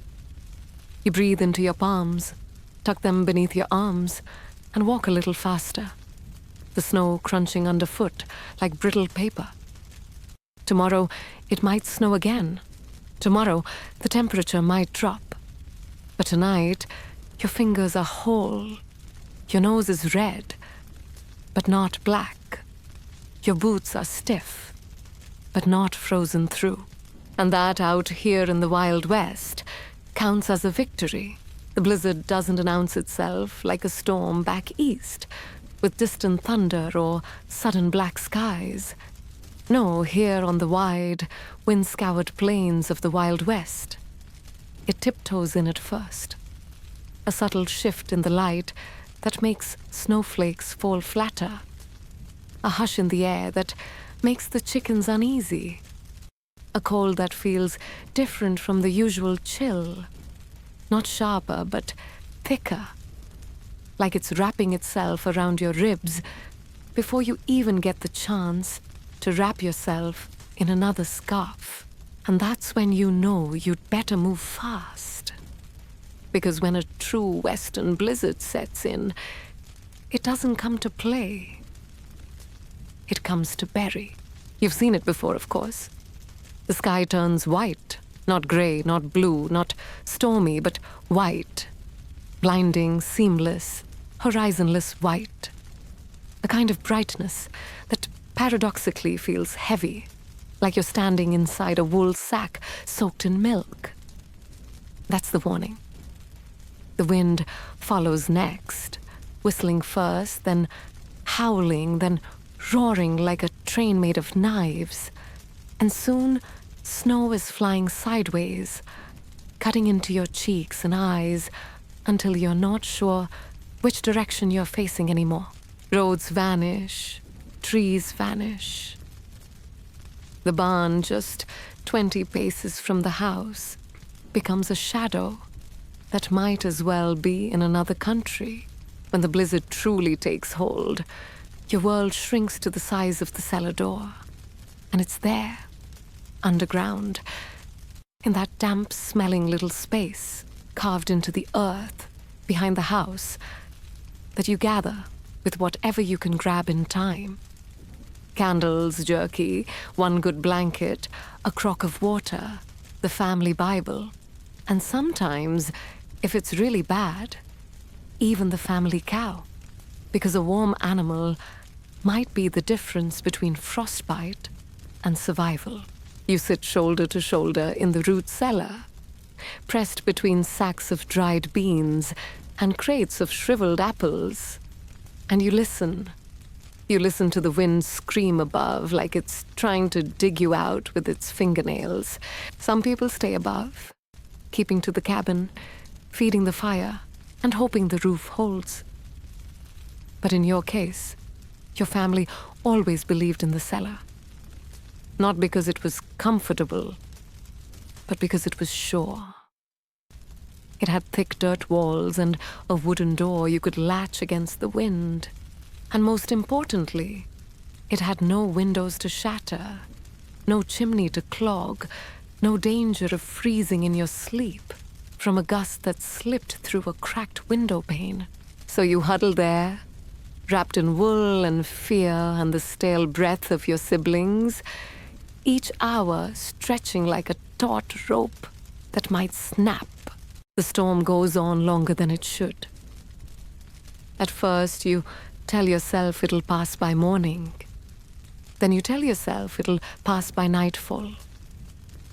Then you stop counting, because even though you can't see the sun, you know it must still be rising and setting behind all that thick swirling white. Yet it doesn't matter. Inside the cellar, time is more of a guess than a fact. You measure it in candle stubs, in how many times you've passed around the bread crusts, in how often the cow sighs and shifts its hooves in the straw. And yet somehow, even in the middle of all that, you notice the small things. How your brother's hand is warm against yours, even though the cellar is cold. How the walls smell of onions and potatoes, and something else, maybe damp leather. How your father's voice, low and slow, sounds different when he tells stories in the dark. Softer. Almost like he's talking to ghosts instead of children. He talks about the worst blizzard he remembers. The one that took the schoolhouse roof clean off. Or the time he had to find his way home by holding onto a fence for 1.5 miles because he couldn't see his own feet. You shiver, not just from the cold, but from the understanding that this has happened before and will happen again. Sometimes, during long blizzards, people lose more than time. They lose animals, frozen in the fields. They lose roofs, ripped off by the wind. They lose people, too. You've heard the stories of someone who went out to check the barn and never came back, found days later just yards from the house, disoriented and curled in a drift, blue-lipped and still. Historians still argue whether frontier folk underestimated the psychological effects of blizzards more than the physical ones. Because while the cold could kill, so could confusion, isolation, the sheer mind-bending repetition of white and wind and waiting. In your case, when the storm finally breaks, after a day, 2, maybe 3, it's almost worse than the storm itself. Because what's left behind is not relief, but aftermath. Snow piled so high you can't open the front door. Icicles hanging from the rafters like spears. Your chimney clogged with ice. The barn roof sagging under the weight. You dig yourself out, not with shouts of joy, but with quiet, deliberate movements. Because you know there's still danger. Still frostbite, still collapsing walls, still livestock to check on that might be dead, still neighbors to find. You wade through snow that reaches your thighs, holding a shovel like a weapon, not to fight, but to survive. The cow's alive, thank heaven, but the chickens didn't make it. A tree branch has pierced the outhouse roof. The well is frozen. Your neighbor, the old man down the hill, hasn't been seen since the storm began. And your father, without needing to say it, starts packing biscuits and matches into a tin before heading out to check on him. Inside, everything feels damp, soggy, and weirdly still. The kind of quiet that follows great noise, like your ears haven't caught up yet. You light the stove again. You boil snow for water. You hang wet blankets near the fire, and you move slowly, like you've just woken from a long sleep, one where the cold slipped into your dreams and refused to leave. But here's the thing. You survived. Again. You endured the screaming wind, the darkness, the uncertainty. You sat in the cellar with your cow and your kin and your stale biscuits, and you made it through. Not with grand heroics, but with quiet stubbornness, with preparation, with luck, and with the very simple knowledge that no storm, no matter how brutal, lasts forever. And that's the true rhythm of winter in the Wild West. Not a steady cold, but a cycle of silence, roar, silence again. And you? You become a part of it, not conquering it, not cursing it, just living through it. After the storm, you might think you'd finally get to stretch your legs and let your shoulders drop. But out here, survival doesn't take turns with rest. It marches right alongside it, breathing over your neck, even while the snow settles into fluffy silence outside. Because once you're out of the cellar, once the fire's been coaxed back into a steady crackle, and the cabin no longer smells like old onions and damp wool, it's time to face what the cold left behind. And more importantly, what the cold still demands. Warmth, after all, isn't something you wait for in the Wild West. It's something you make, minute by minute, ember by ember, with whatever scraps the land allows. So you get to work, because warmth here is a task, not a luxury. You start by building the fire higher, feeding it every hour with careful handfuls of kindling, not too fast or you'll waste it, not too slow or the frost will creep back in through the chinks in the log walls. The fire is your center, your clock, your heartbeat. And in the stillness after a blizzard, it becomes something sacred, glowing like a sun that refused to abandon you. You crouch near it, palm out, eyes half-lidded, listening to the hiss of sap in the logs, watching sparks float upward like tiny spirits that might carry prayers if you were the sort to whisper them. And while you warm your fingers, you plan. Because heating your cabin isn't a one-time chore. It's a full-time campaign, waged with ash-covered hands and a mind always doing arithmetic. How many logs left? How dry is the kindling? Did the snow soak through the roof again? Where's the warmest corner of the cabin? The answer is always the one closest to the stove. And so you position your boots, your blankets, and yourself accordingly. It's not just wood you burn, though. When you were little, you remember burning corn cobs. Good for kindling, bad for the smell, and even dried cow dung, which your mother called prairie coal, in a tone that tried to sound proud, but always ended in a grimace. The dung came from the hard-packed piles near the barn, gathered into baskets, then shaped and dried in the sun all summer long, so it would light quick and burn slow when winter came knocking. It's strange to think you slept soundly through nights powered by manure. But the truth is, anything that gave off heat was welcome, even if it smoked too much or stank to high heaven. When wood was scarce, families turned inventive. You'd hear stories of folks who burned twisted ropes made of hay and lard, or who soaked paper in bacon grease to fashion desperate little torches. Some lined their walls with flour sacks stuffed with straw, others with horsehair, and still others with crumpled newspaper pressed between planks to try and stop the wind from biting straight through. It didn't always work, but it made people feel like they were fighting back, and sometimes that feeling was enough. Your mother had a trick for warmth at night that you never quite stopped doing, even when you were old enough to pretend you didn't need it.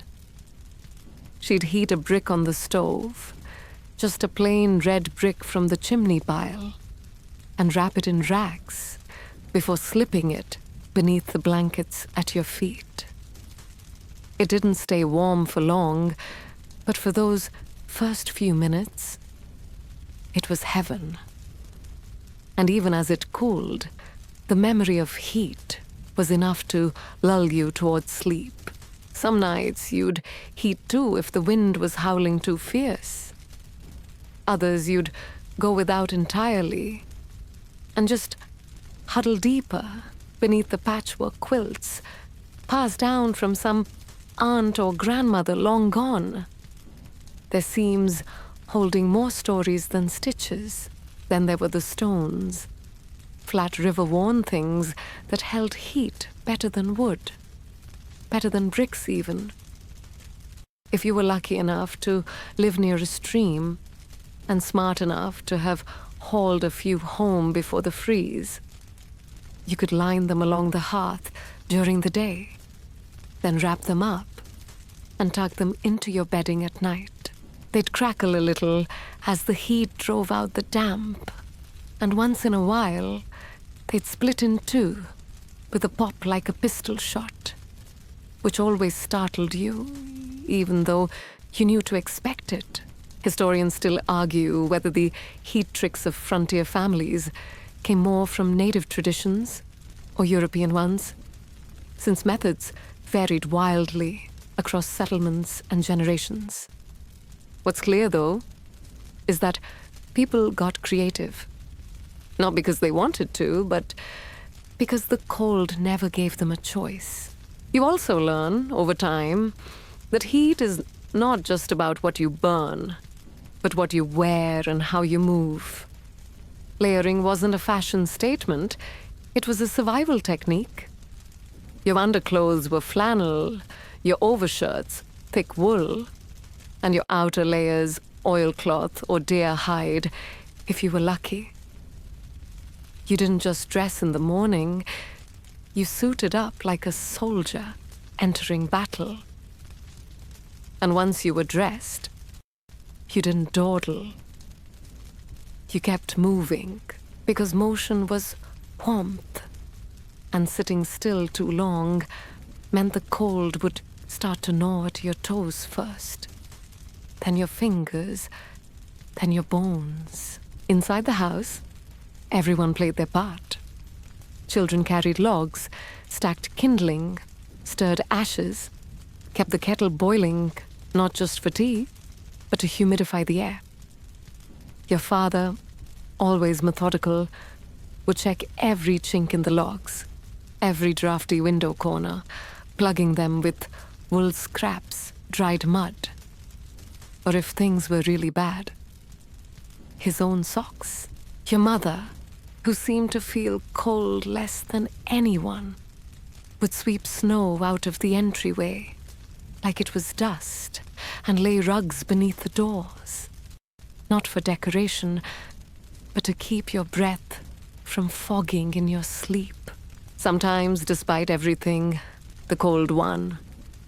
Pipes froze, fingers went numb, the stove refused to catch. You'd sit on your hands to keep them from turning white. You'd boil water just to pour it into bottles and set them on the floorboards, trying to keep the boards from cracking. You'd breathe through your mouth because the air felt sharper through your nose, and still, you'd wake with frost on your blanket and eyes clinging to the inside of your windows like a lace curtain drawn by winter herself. But in all of it, you never stopped trying. You got smarter each year.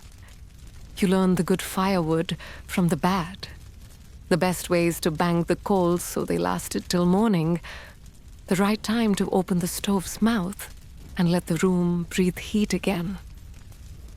You learned to treasure warmth, not as comfort, but as achievement.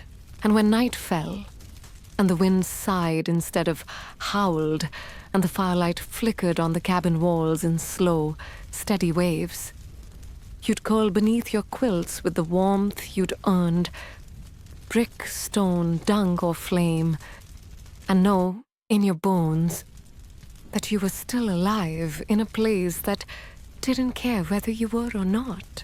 And then, just when winter had dragged on so long, you'd nearly forgotten what your toes felt like without 3 layers of wool around them.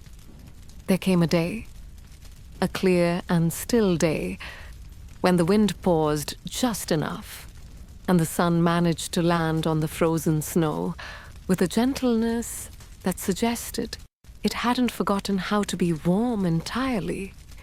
And you, just like every other frost-bitten, stir-crazy child of the Wild West, burst out of the cabin like a prairie dog popping up from a burrow, face squinting in the light, legs wobbly from hibernation, heart pounding with the possibility that today, maybe just today, you might be allowed to play. Play wasn't scheduled, wasn't guaranteed, and certainly wasn't anything your parents encouraged during chores.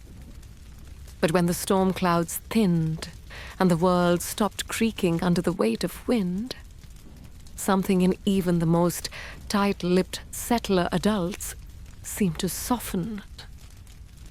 That's when someone would pull a piece of rope from the barn and tie it to a scrap of bent wood.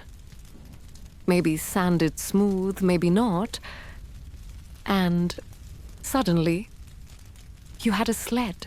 Not the shiny kind with painted runners or brass handles, mind you, but a flat board lashed to another, maybe with an old saddle stirrup for grip. And off you'd go, legs tucked, chin braced, barreling down some hill near the corral, yelling like a lunatic while snow sprayed in your eyes and your ears filled with cold laughter you hadn't heard in weeks. And for a few short minutes, your world narrowed to just that slope, just that joy, just that moment where speed beat back the chill and you didn't feel poor or cold or small. You felt fast. Sometimes you'd use old barrel staves as makeshift skis, or better yet, skates, crudely sharpened blades nailed to the bottoms of stiff leather boots, wobbling across frozen ponds with your arms windmilling to keep you from falling. And when you did fall, which you always did, you landed hard on ice that had been there so long it felt like stone. But you got up again, brushing snow from your shoulders with a grin, because falling meant you were alive and moving and brave enough to try. The other kids, if you lived close enough to see any, would bring their own odd contraptions. Hoops rolled with sticks, wooden horses carved from fence posts, or dolls made from corn husks, dressed in scraps of old shirts. Some had nothing at all, just their voices, and a good snowball fight required nothing but hands, laughter, and the kind of tactical genius that only a child in a coonskin hat can muster. Behind hay bales, under wagon wheels, around outhouses, you duck and charge and toss icy missiles with the precision of a seasoned general until someone got snow in their collar and declared a truce. Of course, not every adult approved. Some muttered that play was a waste of warmth, a risk of wet socks, a shortcut to sickness.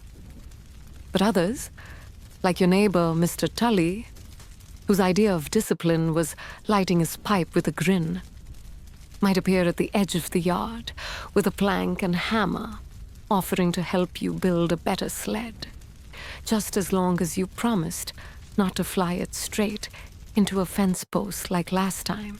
And maybe he even told you about the winter he once skated across a frozen river to court his wife, dodging coyotes along the banks and singing to keep his courage up.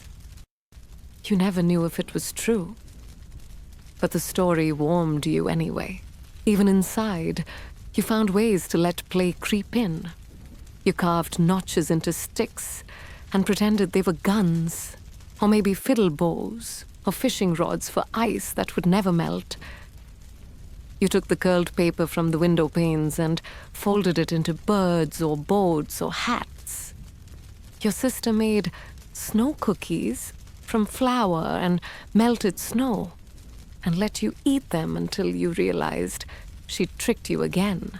And on really lucky days, when the pantry wasn't too empty and the chores had been done without complaint, your mother would let you heat molasses with butter and pour it in long loops over the snow to harden into candy.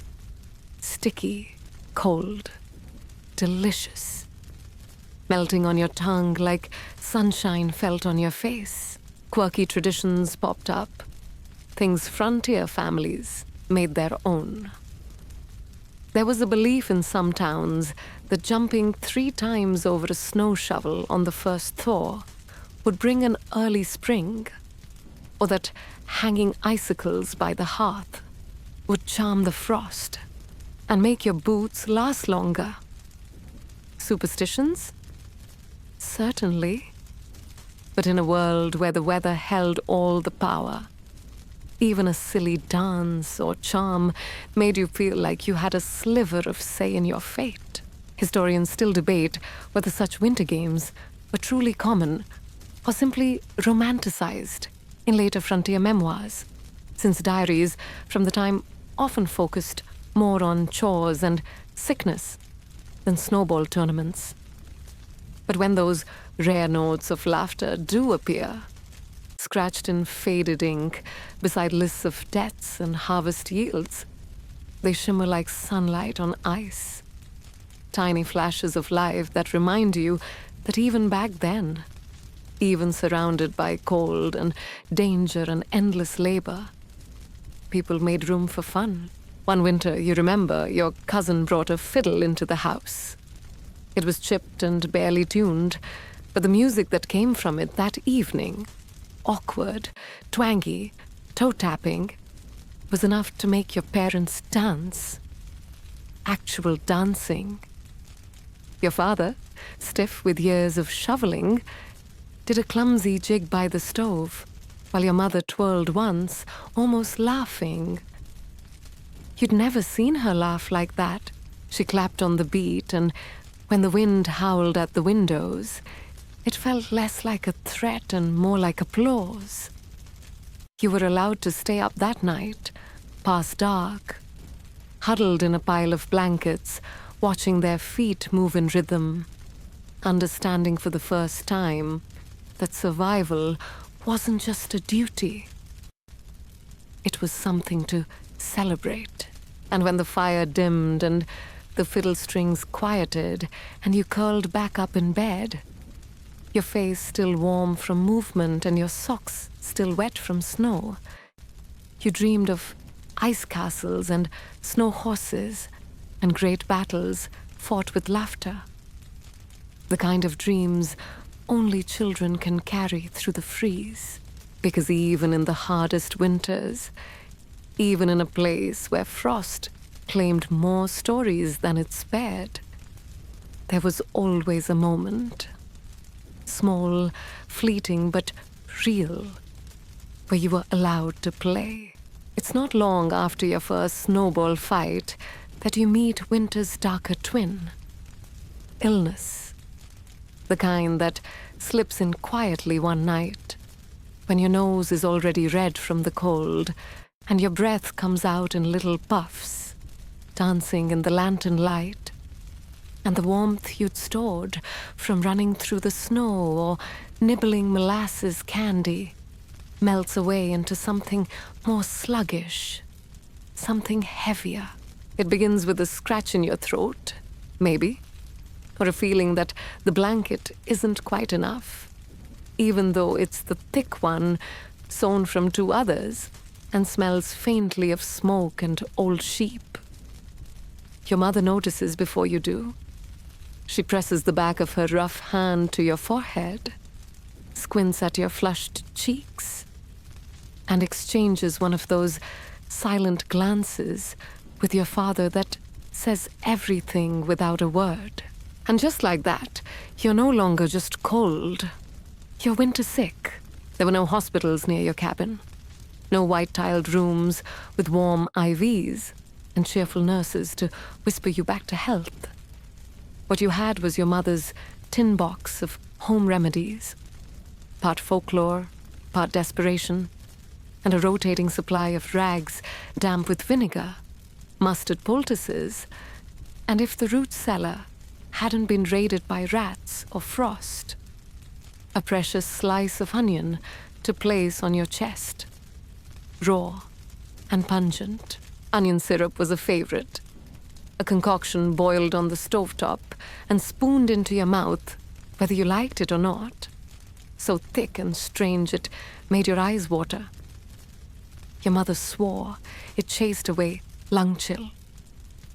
You weren't sure if it was the syrup or the scolding that helped more, but either way, it became part of the ritual of being sick in the snow.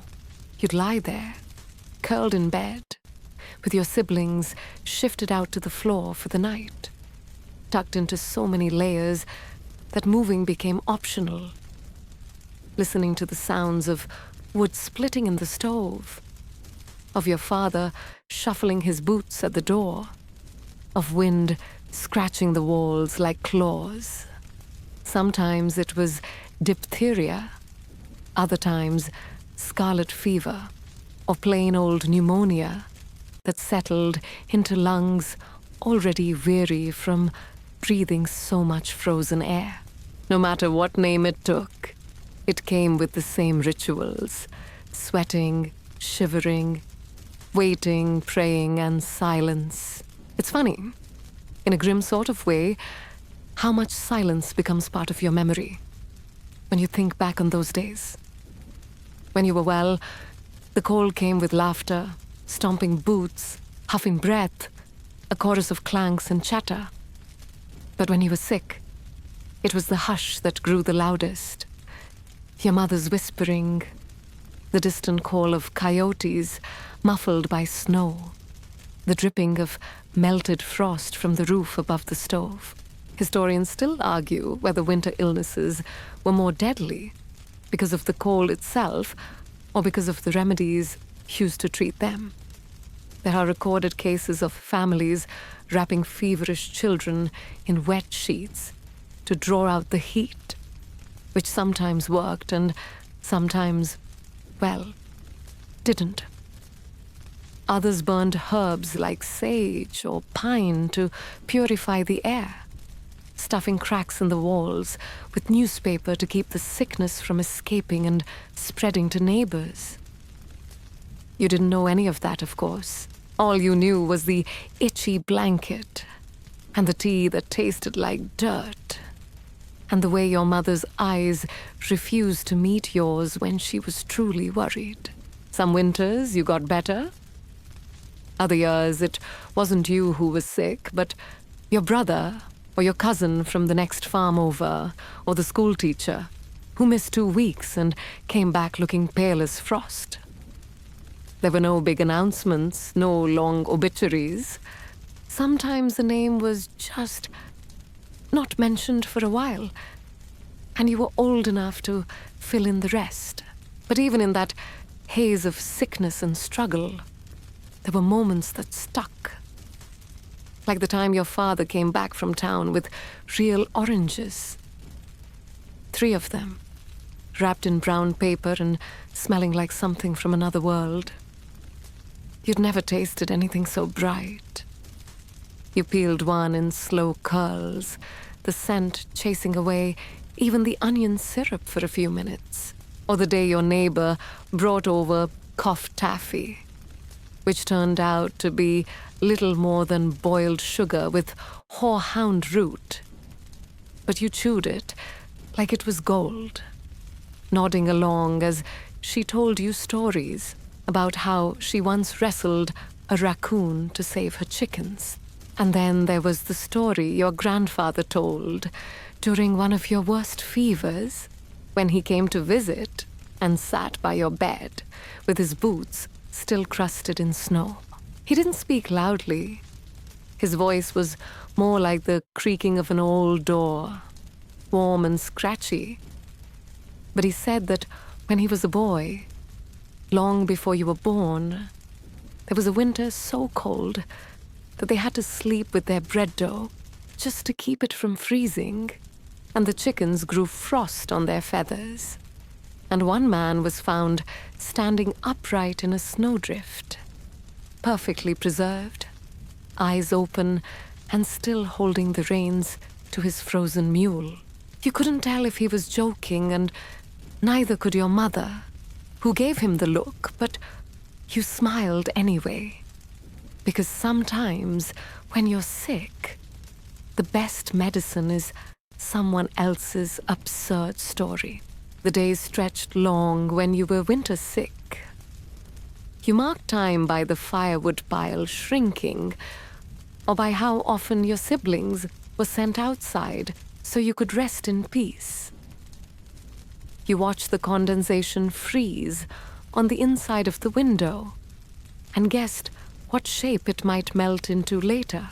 And if you were lucky, or well enough to sit up by day 5 or 6, you got to be moved to the warm corner near the stove, where the kettle never stopped hissing, and your mother might let you draw shapes in the ash with your finger.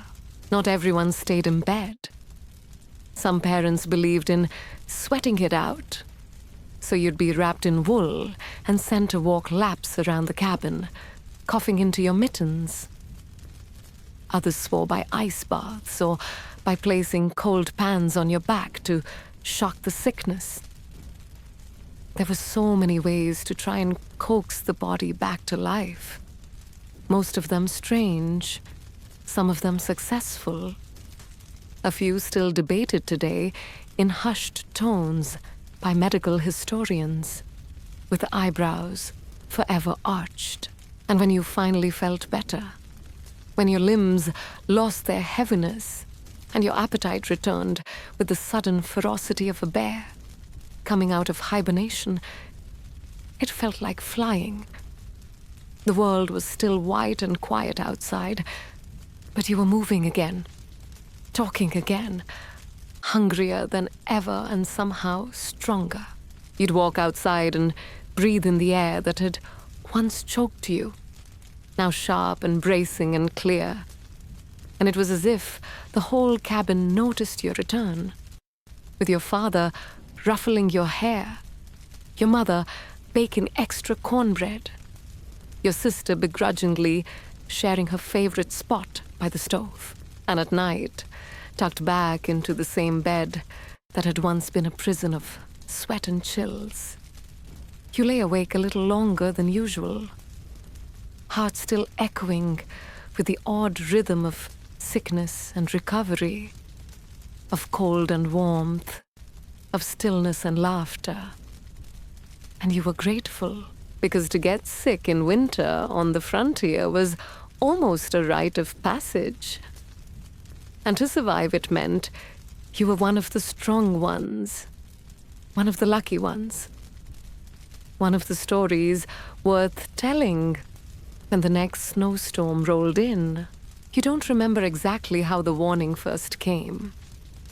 Maybe it was just a certain heaviness in the air, the way your father's jaw tightened as he glanced out the window while sharpening his axe, or the low murmur of neighbors exchanging fewer words than usual. But you felt it in your chest, that peculiar shift in rhythm that always came before the worst of the storms. It was the kind of cold that didn't just bite, it burrowed. Not the kind that coaxed out snowball fights or made tea taste better, but a creeping, crawling, bone-deep chill that seemed to stalk you from sunrise to sleep. If you even managed to sleep at all under that leaden sky. They called it the Black Freeze. Not because it was any darker than other nights, though it sometimes was, but because it arrived like a thief in the shadows. And what it took, it didn't give back. Temperatures dropped so fast that the cabin walls groaned like old trees under strain, and your breath, even indoors, rose like steam in the lantern glow. The windows, already layered with frost patterns, delicate as lace, grew thicker and thicker until they looked like slabs of milk glass. And the outside world disappeared completely. Your parents kicked into motion with the same rhythm you'd seen every season, but faster now, more deliberate. The last buckets of water were hauled inside before the well froze solid. Every pan was filled just in case. Chickens were brought into the lean-to, where they clucked in confusion, feathers puffed and insulted by the invasion of their privacy. The cows' udders had to be greased with tallow to prevent freezing. You didn't know it at the time, but people used to do the same to their faces when forced to travel, smearing animal fat along their cheeks and noses like a grotesque kind of war paint, hoping it would ward off frostbite. That night, there was no story time, no slow peeling of an orange, no lingering over tea. Everything was about survival, though no one said it that plainly. You were wrapped in so many blankets you couldn't move your arms, your feet placed near a brick warmed by the stove. And still, the cold leaked in, through the chimney, through the door frame, through the floor. You couldn't see your breath anymore because it had become part of the air itself. Historians still argue whether it was the weather alone that made the Black Freeze so dangerous, or if it was the way people underestimated it. Many who perished did so within sight of shelter, confused and staggering in the whiteness, their senses dulled by exhaustion and ice. There were stories passed along in hushed tones of men found curled up with their horses, both frozen solid like something carved from wax, or of entire wagon trains caught in sudden storms, their final positions like a grim tableau, arms outstretched, heads bowed, meals half-cooked. But you were luckier. Your cabin held, the logs creaked but did not split, the stove remained lit, the food, what little of it was left, held out. Your father told you not to worry, but he had that look, the same one you'd seen during sickness, or when a tool broke mid-task. Your mother added extra ashes to the floorboards, a trick, she said, helped insulate the room. She also stuffed your mittens with dry moss, explaining in a whisper that it helped absorb sweat, because wet fingers froze faster. And you believed her, not because you understood the logic, but because her voice, even in a whisper, made the world feel slightly more manageable. You spent that stretch of days in the kind of suspended reality only frontier children understand. Time lost shape. You slept, or tried to, then woke not because of the sun. There was none, but because someone moved, or the fire popped too loudly, or your toes burned from the hot brick being too close. You chewed on stale biscuits, or nothing, depending on the day. You played mental games. How many knots in the ceiling beam? Could you remember every neighbor's name in both directions? What would you eat first if summer magically returned? And always, the cold remained. It wrapped itself around everything, a silent observer. One morning, or at least you think it was morning, the lantern wouldn't light because the oil had thickened into sludge. You watched your father blow into the lamp and mutter something under his breath. That same day, the chickens stopped clucking, huddled together in silence like a strange, feathery sculpture.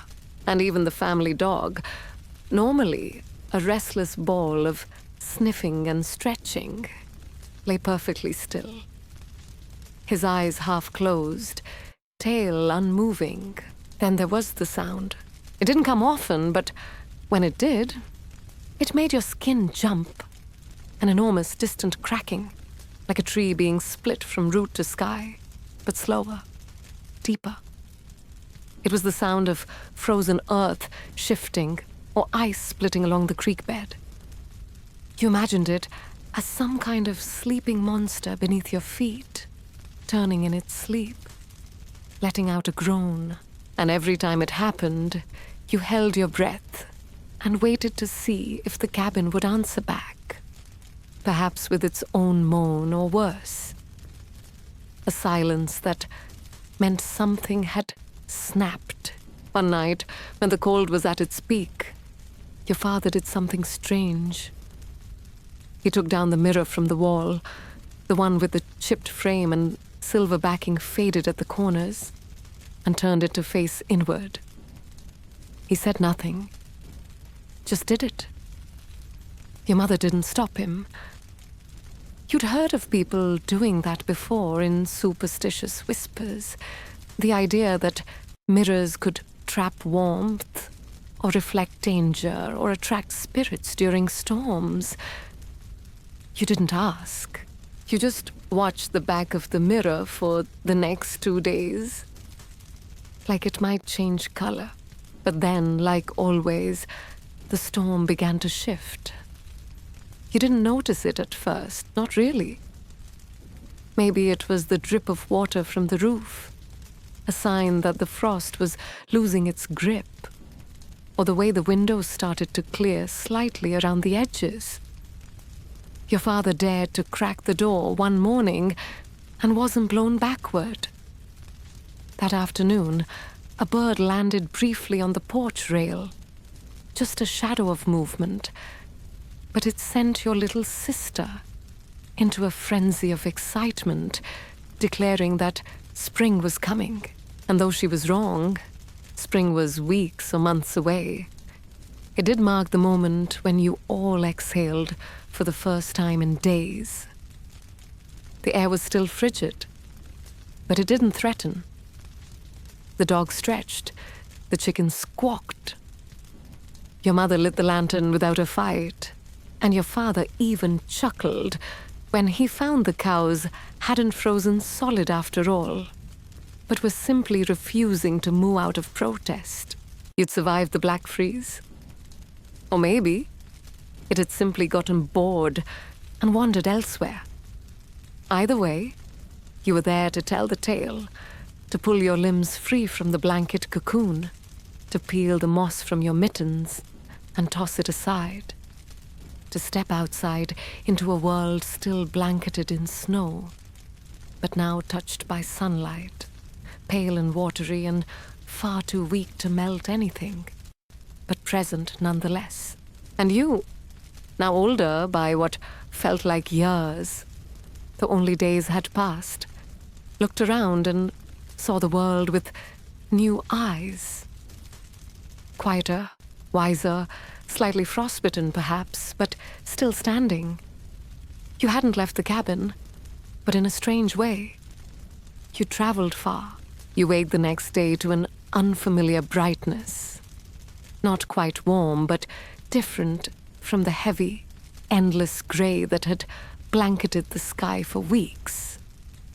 It's the kind of light that filters through a thin veil of clouds with the hesitant promise of thaw, casting a faint golden glow over the stubborn crust of snow outside, where animal tracks reappear one hesitant paw print at a time. And you know instinctively that the worst of it has passed, though no one dares to say it out loud yet, in case the storm, like a grumpy old neighbor, hears you celebrating too soon and decides to drop by one more time, just to prove you wrong.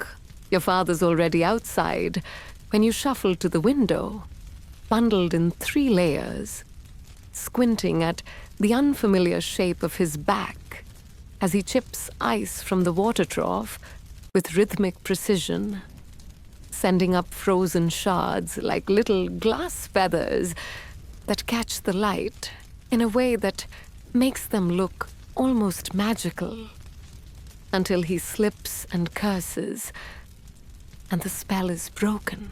Your mother is slicing the last of the root vegetables for stew, each movement of the knife a gentle whisper on the wooden board. And for the first time in weeks, the house smells like something other than smoke and sweat and damp wool. There's a hint of time, maybe, or just the memory of it, enough to make your stomach growl audibly, which earns you a smile and a soft teasing "Good morning, Winter Bear." You step outside that afternoon, not because you have to, but because you want to feel the air on your face, even if it stings a little. You wear nearly every piece of clothing you own.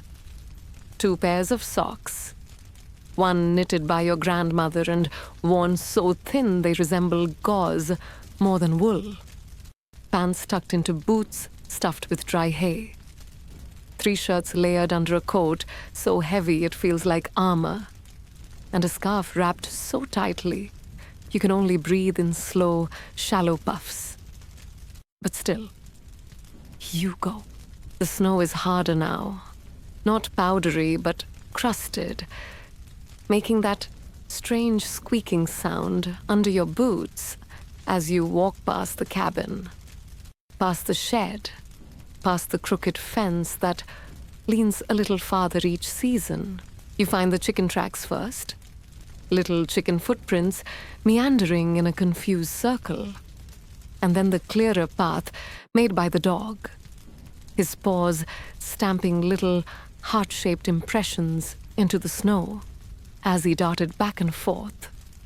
No doubt, chasing a squirrel or a shadow, or just the joy of being alive after days of stillness. You wander out toward the woodpile, And there you see it, the first true sign that the cold's grip is loosening. A tiny shoot of green, no taller than your thumbnail, poking up near the base of a tree. Defiant and foolish and brave. It's probably going to die tonight when the temperature dips again, but for now it exists, and that's enough. Historians still argue whether those who survived frontier winters were hardened by nature, or simply stubborn enough to outlast it. Whether it was a matter of strength, or luck, or sheer unwillingness to be the next name whispered about in church pews come spring. But as you stand there in the brittle light of late afternoon, watching your breath rise in slow spirals, and listening to the distant sound of your father splitting wood, it doesn't feel like strength or luck or even stubbornness. It feels like routine, like this is simply what one does. The way a bear grows, thick fur, or a tree sheds its leaves, or water seeks the lowest point. You endure because you must. Back inside, your mother has managed something close to a feast. And while feast might be a generous word for a pot of turnip and dried meat stew, with 3 hard biscuits to share, it feels like luxury. The table is set with its usual clatter, spoons that don't match, a dented tin cup, a jug of water that still smells faintly of smoke from being left too close to the hearth. And you all sit close, elbows bumping, sharing warmth more than space. After dinner, your father pulls out the deck of cards that's missing the Queen of Hearts, and your sister insists that whoever draws the jack must pretend to be a bear until bedtime. You grumble when it's you, but then snarl dramatically enough to earn applause, and the game continues under the flickering lantern light. While outside, the wind howls with less urgency than before, more like a tired sigh than a scream. Later that night, as you nestle back into your pile of blankets and listen to your mother humming softly in the next room, an old tune that doesn't have words, but always made you feel safe as a child, you begin to imagine what spring might bring. Maybe a rabbit caught in the trap line that hasn't yielded anything in weeks. Maybe new seedlings, if the soil can be coaxed back to life. Maybe a visitor, a real one, with news or flower, or a book someone's already read 3 times, but will gladly read again, just to feel the pages turn. You drift in and out of sleep, with those thoughts swirling gently, not heavy like before, not clouded with dread. And when the chill slips in beneath the covers, because it always does, you pull the blanket higher and turn your face to the wall, where the firelight dances in lazy patterns, like some quiet reminder that even here, even now, warmth finds a way.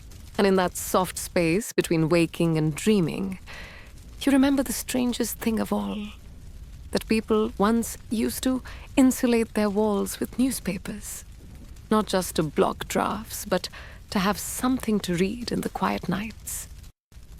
You picture that. A child lying in bed, squinting at faded headlines about cattle auctions or weather predictions, mouthing the words aloud until they blur into nonsense and sleep takes over. You wonder what someone might read about you someday. Not that you're doing anything grand, no gold rush, no bandits, no heroics. But maybe they'll read about a child who survived the Black Freeze, who counted the knots in the ceiling beam and named every chicken twice just to pass the time. Maybe that's enough. The night settles in fully then. And the last thing you hear before your eyes finally give in is your father gently closing the door behind him as he steps outside one last time to check on the animals. The hinges creak, the wind rustles, and you fall asleep, knowing that for all its harshness, the cold does not have the final say. Not tonight.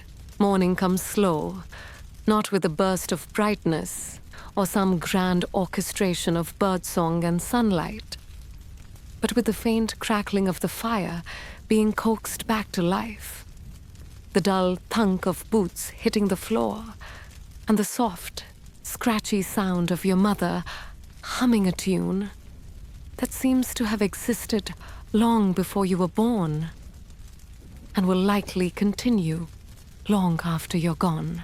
The kind of melody that smells like lard biscuits and feels like calloused hands tucking in a quilt. Nothing fancy, but real in the way a splinter is real, or the way breath fogs the window glass when you lean too close. And this morning, even though the frost still clings to the inside of the window panes, like white lace pressed flat against the glass, there's something in the air that feels, if not warm, then at least not as cruel as the mornings last week. There's a hush about it, but a hush with potential, like the earth holding its breath before deciding whether to keep sleeping or to yawn its way into spring. Your father's out feeding the animals again, and today he whistles, not a full tune, more of a test, a way to see if the whistle will carry in the air or be eaten up by the cold. And you know from the way it lingers a little longer than usual that the wind has softened just a bit. Your mother, ever the realist, still layers you in all the same clothes. The itchy wool shirt, the patched trousers, the scarf wrapped too tightly, the coat that smells like smoke and old leather. But there's a difference today. Not in the way things are done, but in the way they feel. Like you've earned this day, survived something the earth threw at you. And now it's your turn to have a little fun. It's a rare thing, a winter holiday. Not one marked by a date or a saint or a flag, but by the simple fact that, for once, nobody has to chop wood. No animal has gone missing. The snow isn't falling sideways. And there's just enough leftover bacon grease to make biscuits without feeling like it's a sin. You're not sure if it's a Sunday or not, and no one else is either. But today is special because it feels like it might be. You sit by the fire as your mother unwraps the bundle she's kept hidden for months. A small pouch of dried apples, wrinkled and sweet. A smell that makes your mouth water before it even reaches the room. She cuts them thin, almost translucent, and drops them into the pot of porridge like they're jewels, which in a way, they are. You remember the summer you picked them, your fingers sticky, your shirt damp, the sun so bright it made your eyes squint for hours afterward. You didn't think about winter then. Winter was always somewhere else, something grown-ups muttered about as they stacked logs, not something real, not something you'd lived through. And yet here you are. The biscuits that bake today are shaped with care. Your sister makes hers into a lopsided heart. Your brother makes his into something that might be a chicken or might be his best attempt at a boot. You roll yours into a circle and press your thumb into the center, just for fun. Your mother places them one by one on the old iron skillet, And the smell, oh, the smell, fills every corner of the cabin like a promise kept. There are no presents unless you count the extra spoonful of sugar your father brings out from the back cupboard, or the pair of socks your mother mended with blue thread that doesn't match the grey wool, but somehow makes them feel new. You each get something small, a carved button, a bit of ribbon, a wooden figurine your father whittled in secret when the blizzard kept him indoors too long. You don't need to pretend to be grateful, because you are. These are not just things. They're time, effort, love disguised as practicality. Historians still argue whether holidays in the Wild West were truly celebrated with the kind of joy that modern paintings suggest, or whether they were somber pauses, breaks from drudgery where people smiled politely and returned to work by afternoon. But you know what yours feels like. You know that when your mother lights that extra candle and places it on the windowsill, it means something, even if nobody says what. That warmth, however brief or small, is sacred when it's earned. The afternoon is for games, slow ones, quiet ones. You try to remember the rules to fox and geese as you trace a pattern in the snow with the heel of your boot, carving wide circles connected with narrow tracks until it resembles something more complicated than it really is. The snow crunches and squeaks. Your hands go numb and red. But no one complains. Even the neighbor boy shows up, wrapped like a package in his father's coat. And he brings marbles, so of course, he's allowed to stay for supper. As the sun sinks low, painting the snow in dusty pinks and pale oranges, your family gathers inside again. The air feels thicker now, more intimate, as though the cabin itself is leaning in to listen. Your father tells stories. Nothing grand, just the ones about his first horse, or the time he and his brother got lost in a snowdrift and had to eat half a raw turnip to survive. You've heard them all before. But that's the point. Familiarity is its own kind of comfort, like knowing how the floor creaks near the stove, or exactly which knot in the wall looks like a bear's face when the lantern flickers. Before bed, your mother reads from the old book with cracked leather binding and pages so yellowed they might disintegrate if you breathe too hard. Her voice is steady, lilting, and you don't really care what the words say. It's the sound that matters, the rhythm of it, the way it rocks your thoughts into a slow, sleepy tide. You climb into bed with warm socks, a full belly, and a fire still glowing low. And as you lie there, watching shadows dance across the ceiling beams, you realize it doesn't matter if the cold returns tomorrow, or if the snow buries the chicken coop again, or if the stew pot scrapes empty by Tuesday. Tonight, you are full. You're warm. You are here. And in this world, where survival is the most consistent celebration, that is more than enough. You're taller now, broader in the shoulders, and your voice has that scratchy edge that no longer squeaks like a startled gate hinge, though your mother still flattens your cowlick every morning as if you were 5 again and about to go meet the preacher. The cabin walls haven't changed, and neither has the wind that slides through the slats when no one's looking, but your place in it all has shifted like snow, settling under its own weight.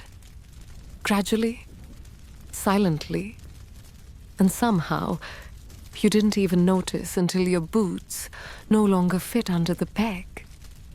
Meant for the kids. You've taken over firewood duty entirely now. Not just gathering, but chopping, hauling, stacking, and even lecturing your younger brother on how to tell dry oak from damp pine, though he always just shrugs and points to the doghouse as if it's relevant. Your father has stopped checking your stacks for gaps, which is either a sign of trust or fatigue. But either way, you claim it as victory. Out in the barn, your breath still puffs like a ghost, and your fingers go numb before you finish mucking the stalls. But you don't whimper anymore, not even when you step in something half-frozen and questionable. The cow knows your name, or at least your scent. And the chickens have stopped scattering when you clomp through the straw. It's a peculiar badge of adulthood when the animals no longer treat you like a guest, but more like the butler they never asked for. But here's the strange part. The cold hasn't gone anywhere. It's still cruel in February, still hisses through the cracks, still turns your lashes white and freezes your spit before it hits the ground.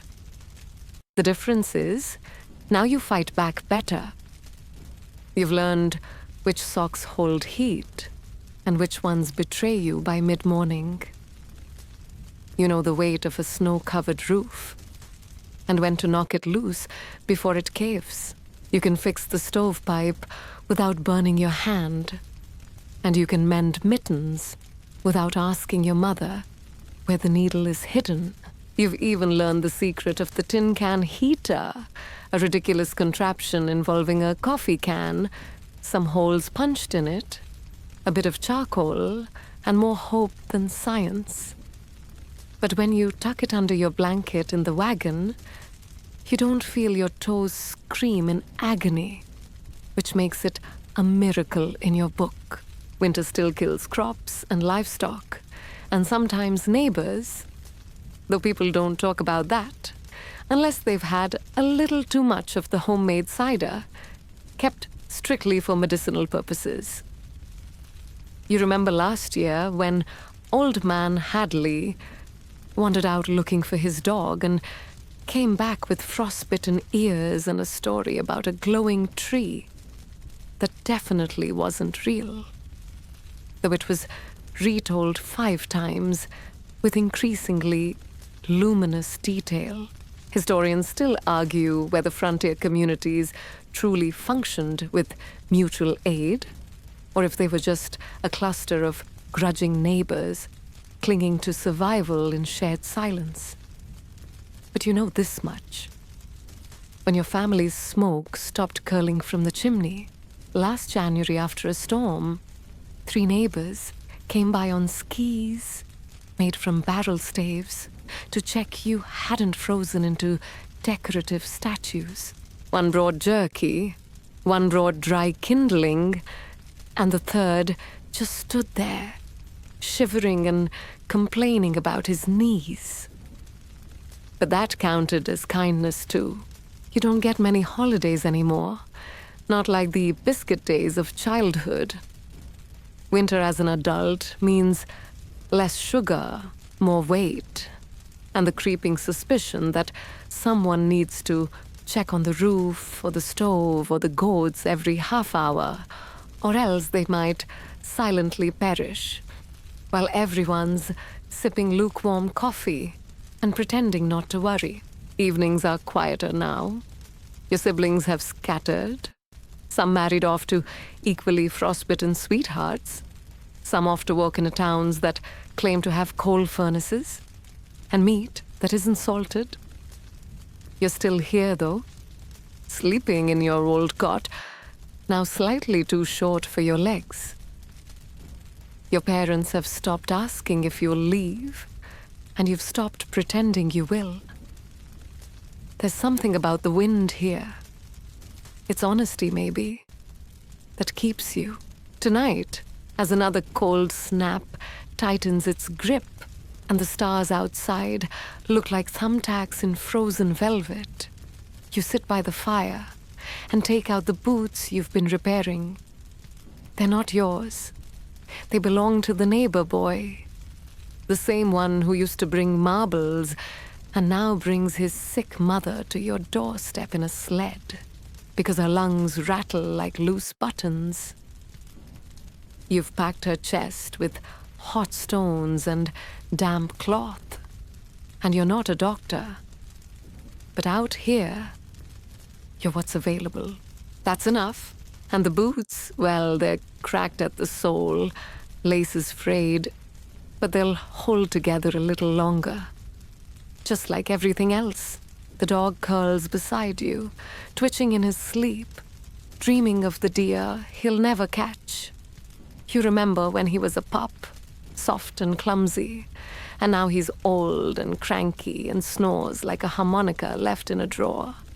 But he's loyal, and his body still radiates enough heat to warm your ankles while you stitch. You wonder what tomorrow's storm will bring. More snow, probably. Or maybe just wind that howls like someone's wailing through a pipe organ. You used to be scared of that sound. Now it's a lullaby. A reminder that the world's still spinning, still testing you, and still failing to break you. And when you finally crawl into bed, the sheets cold at first, but quickly warming from your body's stubborn heat. You press your hand to your chest and feel your heart beat, slow, steady, reliable. You survived another winter day. Not by accident, but by skill, by memory, by care passed down like a quilt, fraying at the edges, but strong at the center. Out there, the cold still waits with teeth bared and breath sharp. But in here, tonight, you rest. You've earned it. You're older now. And while you still split wood when it needs splitting and mend fences when they collapse under the weight of wet snow, there's a new rhythm in your limbs. A little slower, a little creakier, as if your joints have begun to remember every winter they've endured, every frozen handle they've gripped, every storm you've outwaited, with nothing but stubbornness and soup. You no longer spring out of bed before dawn. Instead, you let the morning light filter in slowly through the frost-laced windows, while you stretch beneath thick woolen blankets, listening to the tick of the stove cooling down after its night-long vigil. The fire no longer asks much of you. It behaves now. You know its moods, its quirks, how much ash it likes before it chokes, how to feed it kindling just so, how to listen for the dry crackle that means the wood is happy. You tend it like an old friend. And sometimes, when the wind whistles hard against the shutters and the sky outside turns the color of pewter, you just sit there, rocking slowly, letting your bones warm and your thoughts drift. That winter was rough, perhaps the roughest one in years. It began too early, with a frost that killed the last of the squash and caught the chickens off guard, their combs turning purple overnight. Then came the snow, deep and relentless, piling so high along the path to the root cellar that you had to dig a tunnel through it, just wide enough for your shoulders and a sack of potatoes. You remember the sound your breath made in that tunnel, echoing like wind in a jug, and the way the walls sparkled with trapped sunlight, a hidden world of glass. One morning, during that long winter, you heard the creak of your own knees before you even swung your legs out of bed. You laughed, out loud, because somehow it didn't feel like a defeat.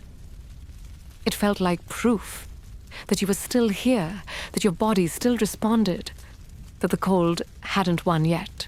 You shuffled across the floorboards in slippers you'd mended 3 times, past the kitchen, where the kettle already steamed, and sat in the same spot where your father once sat, watching the snow fall through the same glass pane he had cleaned with the same worn cloth.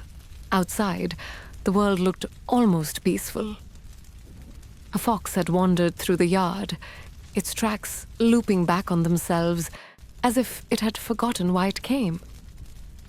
The creek, frozen stiff for weeks, cracked now and then, like it too was stretching after a long sleep. You could hear the branches in the trees groaning under the weight of their icy burdens, and every now and then one would snap, sending snow tumbling like an avalanche into the drifts below. Inside, the quiet was deeper than silence. It had weight. It pressed gently on your shoulders, not with menace, but with the softness of memory. This was the cabin you were born in, the same walls, though patched and repatched, the same stove, though its legs had been replaced twice, the same table, now more scratch than wood. You'd grown into this place, and it had grown into you. Your grandchildren had visited once already this season. They came wrapped in city coats, with buttons that looked too shiny and boots that had never touched manure. They complained of the cold, giggled at the outhouse, and stared in awe at the snow-covered fields, as if they were looking at the surface of another planet. One of them asked how you survived before phones. And you laughed again, because it wasn't the phones that made survival possible.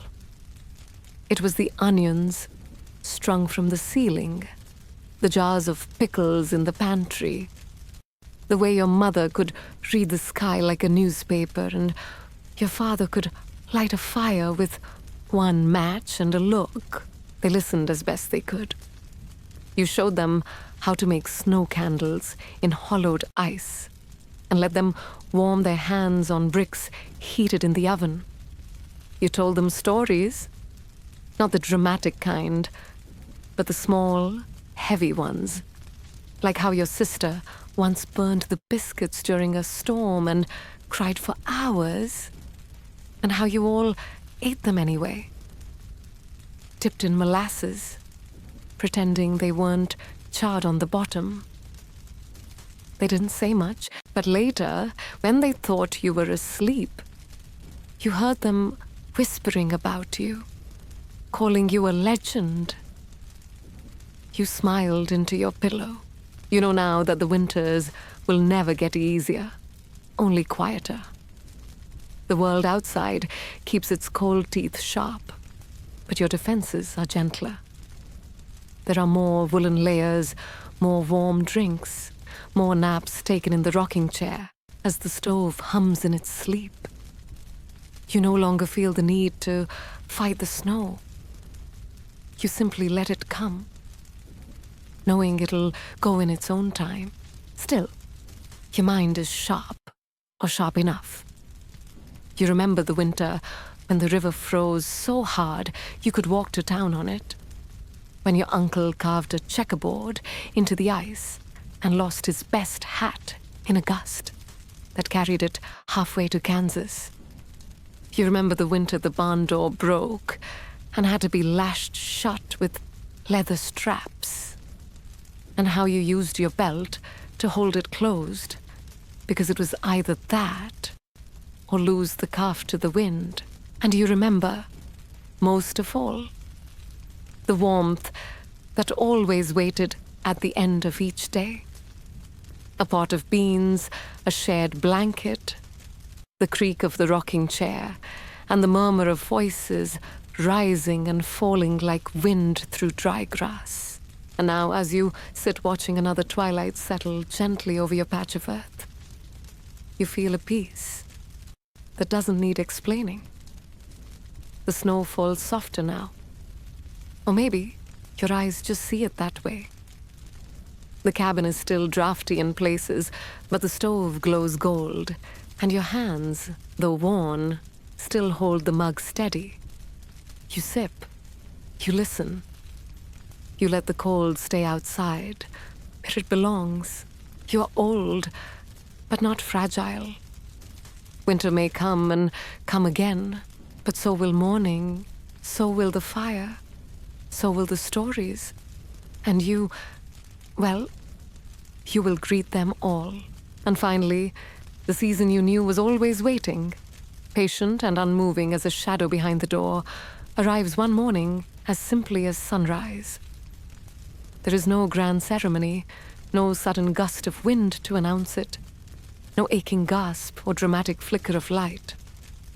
Just snow, quiet and endless, falling like sifted flour over the hills, covering the paths you once trudged, the fields you once tilled, and the roof of the cabin where the smoke still curls. Though slower now, though lower, you feel it before anything else. This gentle certainty that you have outlasted what needed outlasting. The ache in your knees has become a soft hum, not painful, only persistent. The fire crackles behind you, faithful as ever, though someone else stokes it now, someone with younger hands and eyes that squint exactly the way yours used to. You watch them, quietly, noting how they tilt their head just a little too far when judging the wood's moisture, and how they still forget to close the ash drawer. But you say nothing. Correction feels unnecessary. They will learn. The fire, after all, is a generous teacher. Outside, the air is thick with snow, falling in such a way that you can barely see the fence post where you once leaned as a teenager, whittling sticks and wondering if you'd ever get out of this cold place. You did briefly. You wandered a while, but you came back. Because the cold is not the enemy. The cold is simply what wraps itself around the bones of the world and whispers, quietly, that life is something worth earning. You sip from a mug, your favorite one, the one your daughter gave you after your last birthday, with its chipped handle and ridiculous painted cow. And the warmth of it spreads slowly down your chest, like a remembered hug. You've stopped counting winters now.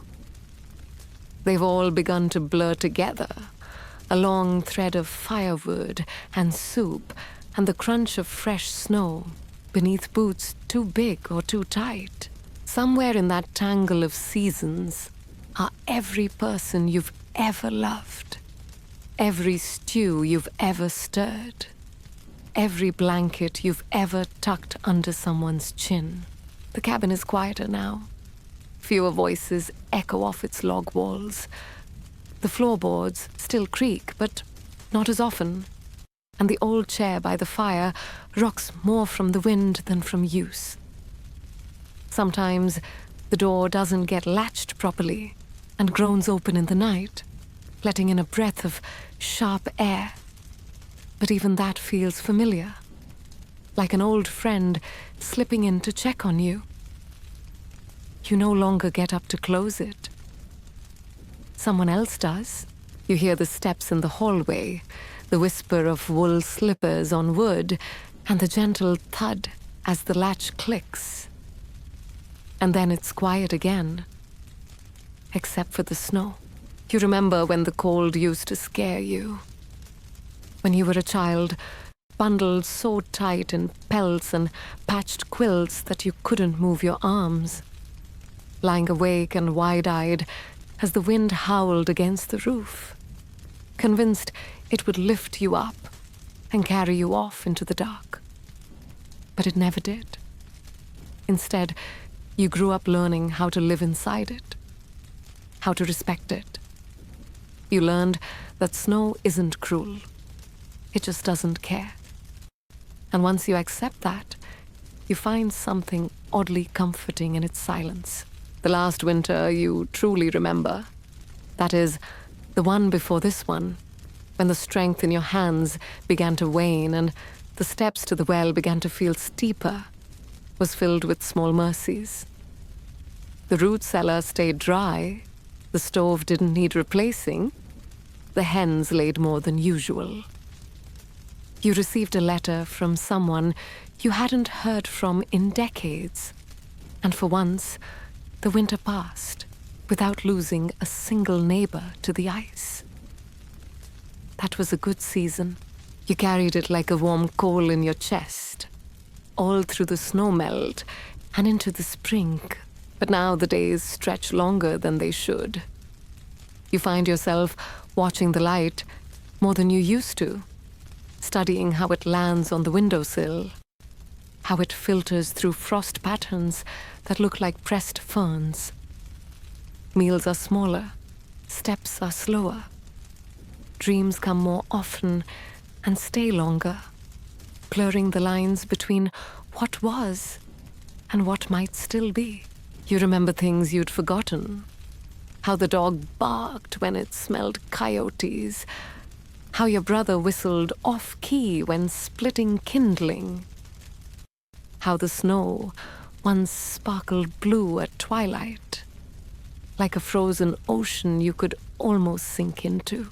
And one evening, as the sky turns the color of faded denim and the wind rattles the shutters in its old familiar rhythm, you ease into your bed, tucking the quilt up to your chin, the same way your mother once did when you were a newborn, howling in a frozen room. The fire is low, the house is still. Outside, the snow continues its slow, endless descent, covering everything with a softness you never used to notice. But now, can't seem to stop watching. You close your eyes. You don't feel fear, just a curious warmth spreading through your limbs, like stepping into a sunbeam after a long shadow. The last sound you hear is the hush of wind on snow, and the faint creak of that old rocking chair as someone, maybe a child, maybe a memory, settles into it beside the fire. And there, beneath the heavy quilt, in the cabin where you were born and lived and endured, you sleep and sleep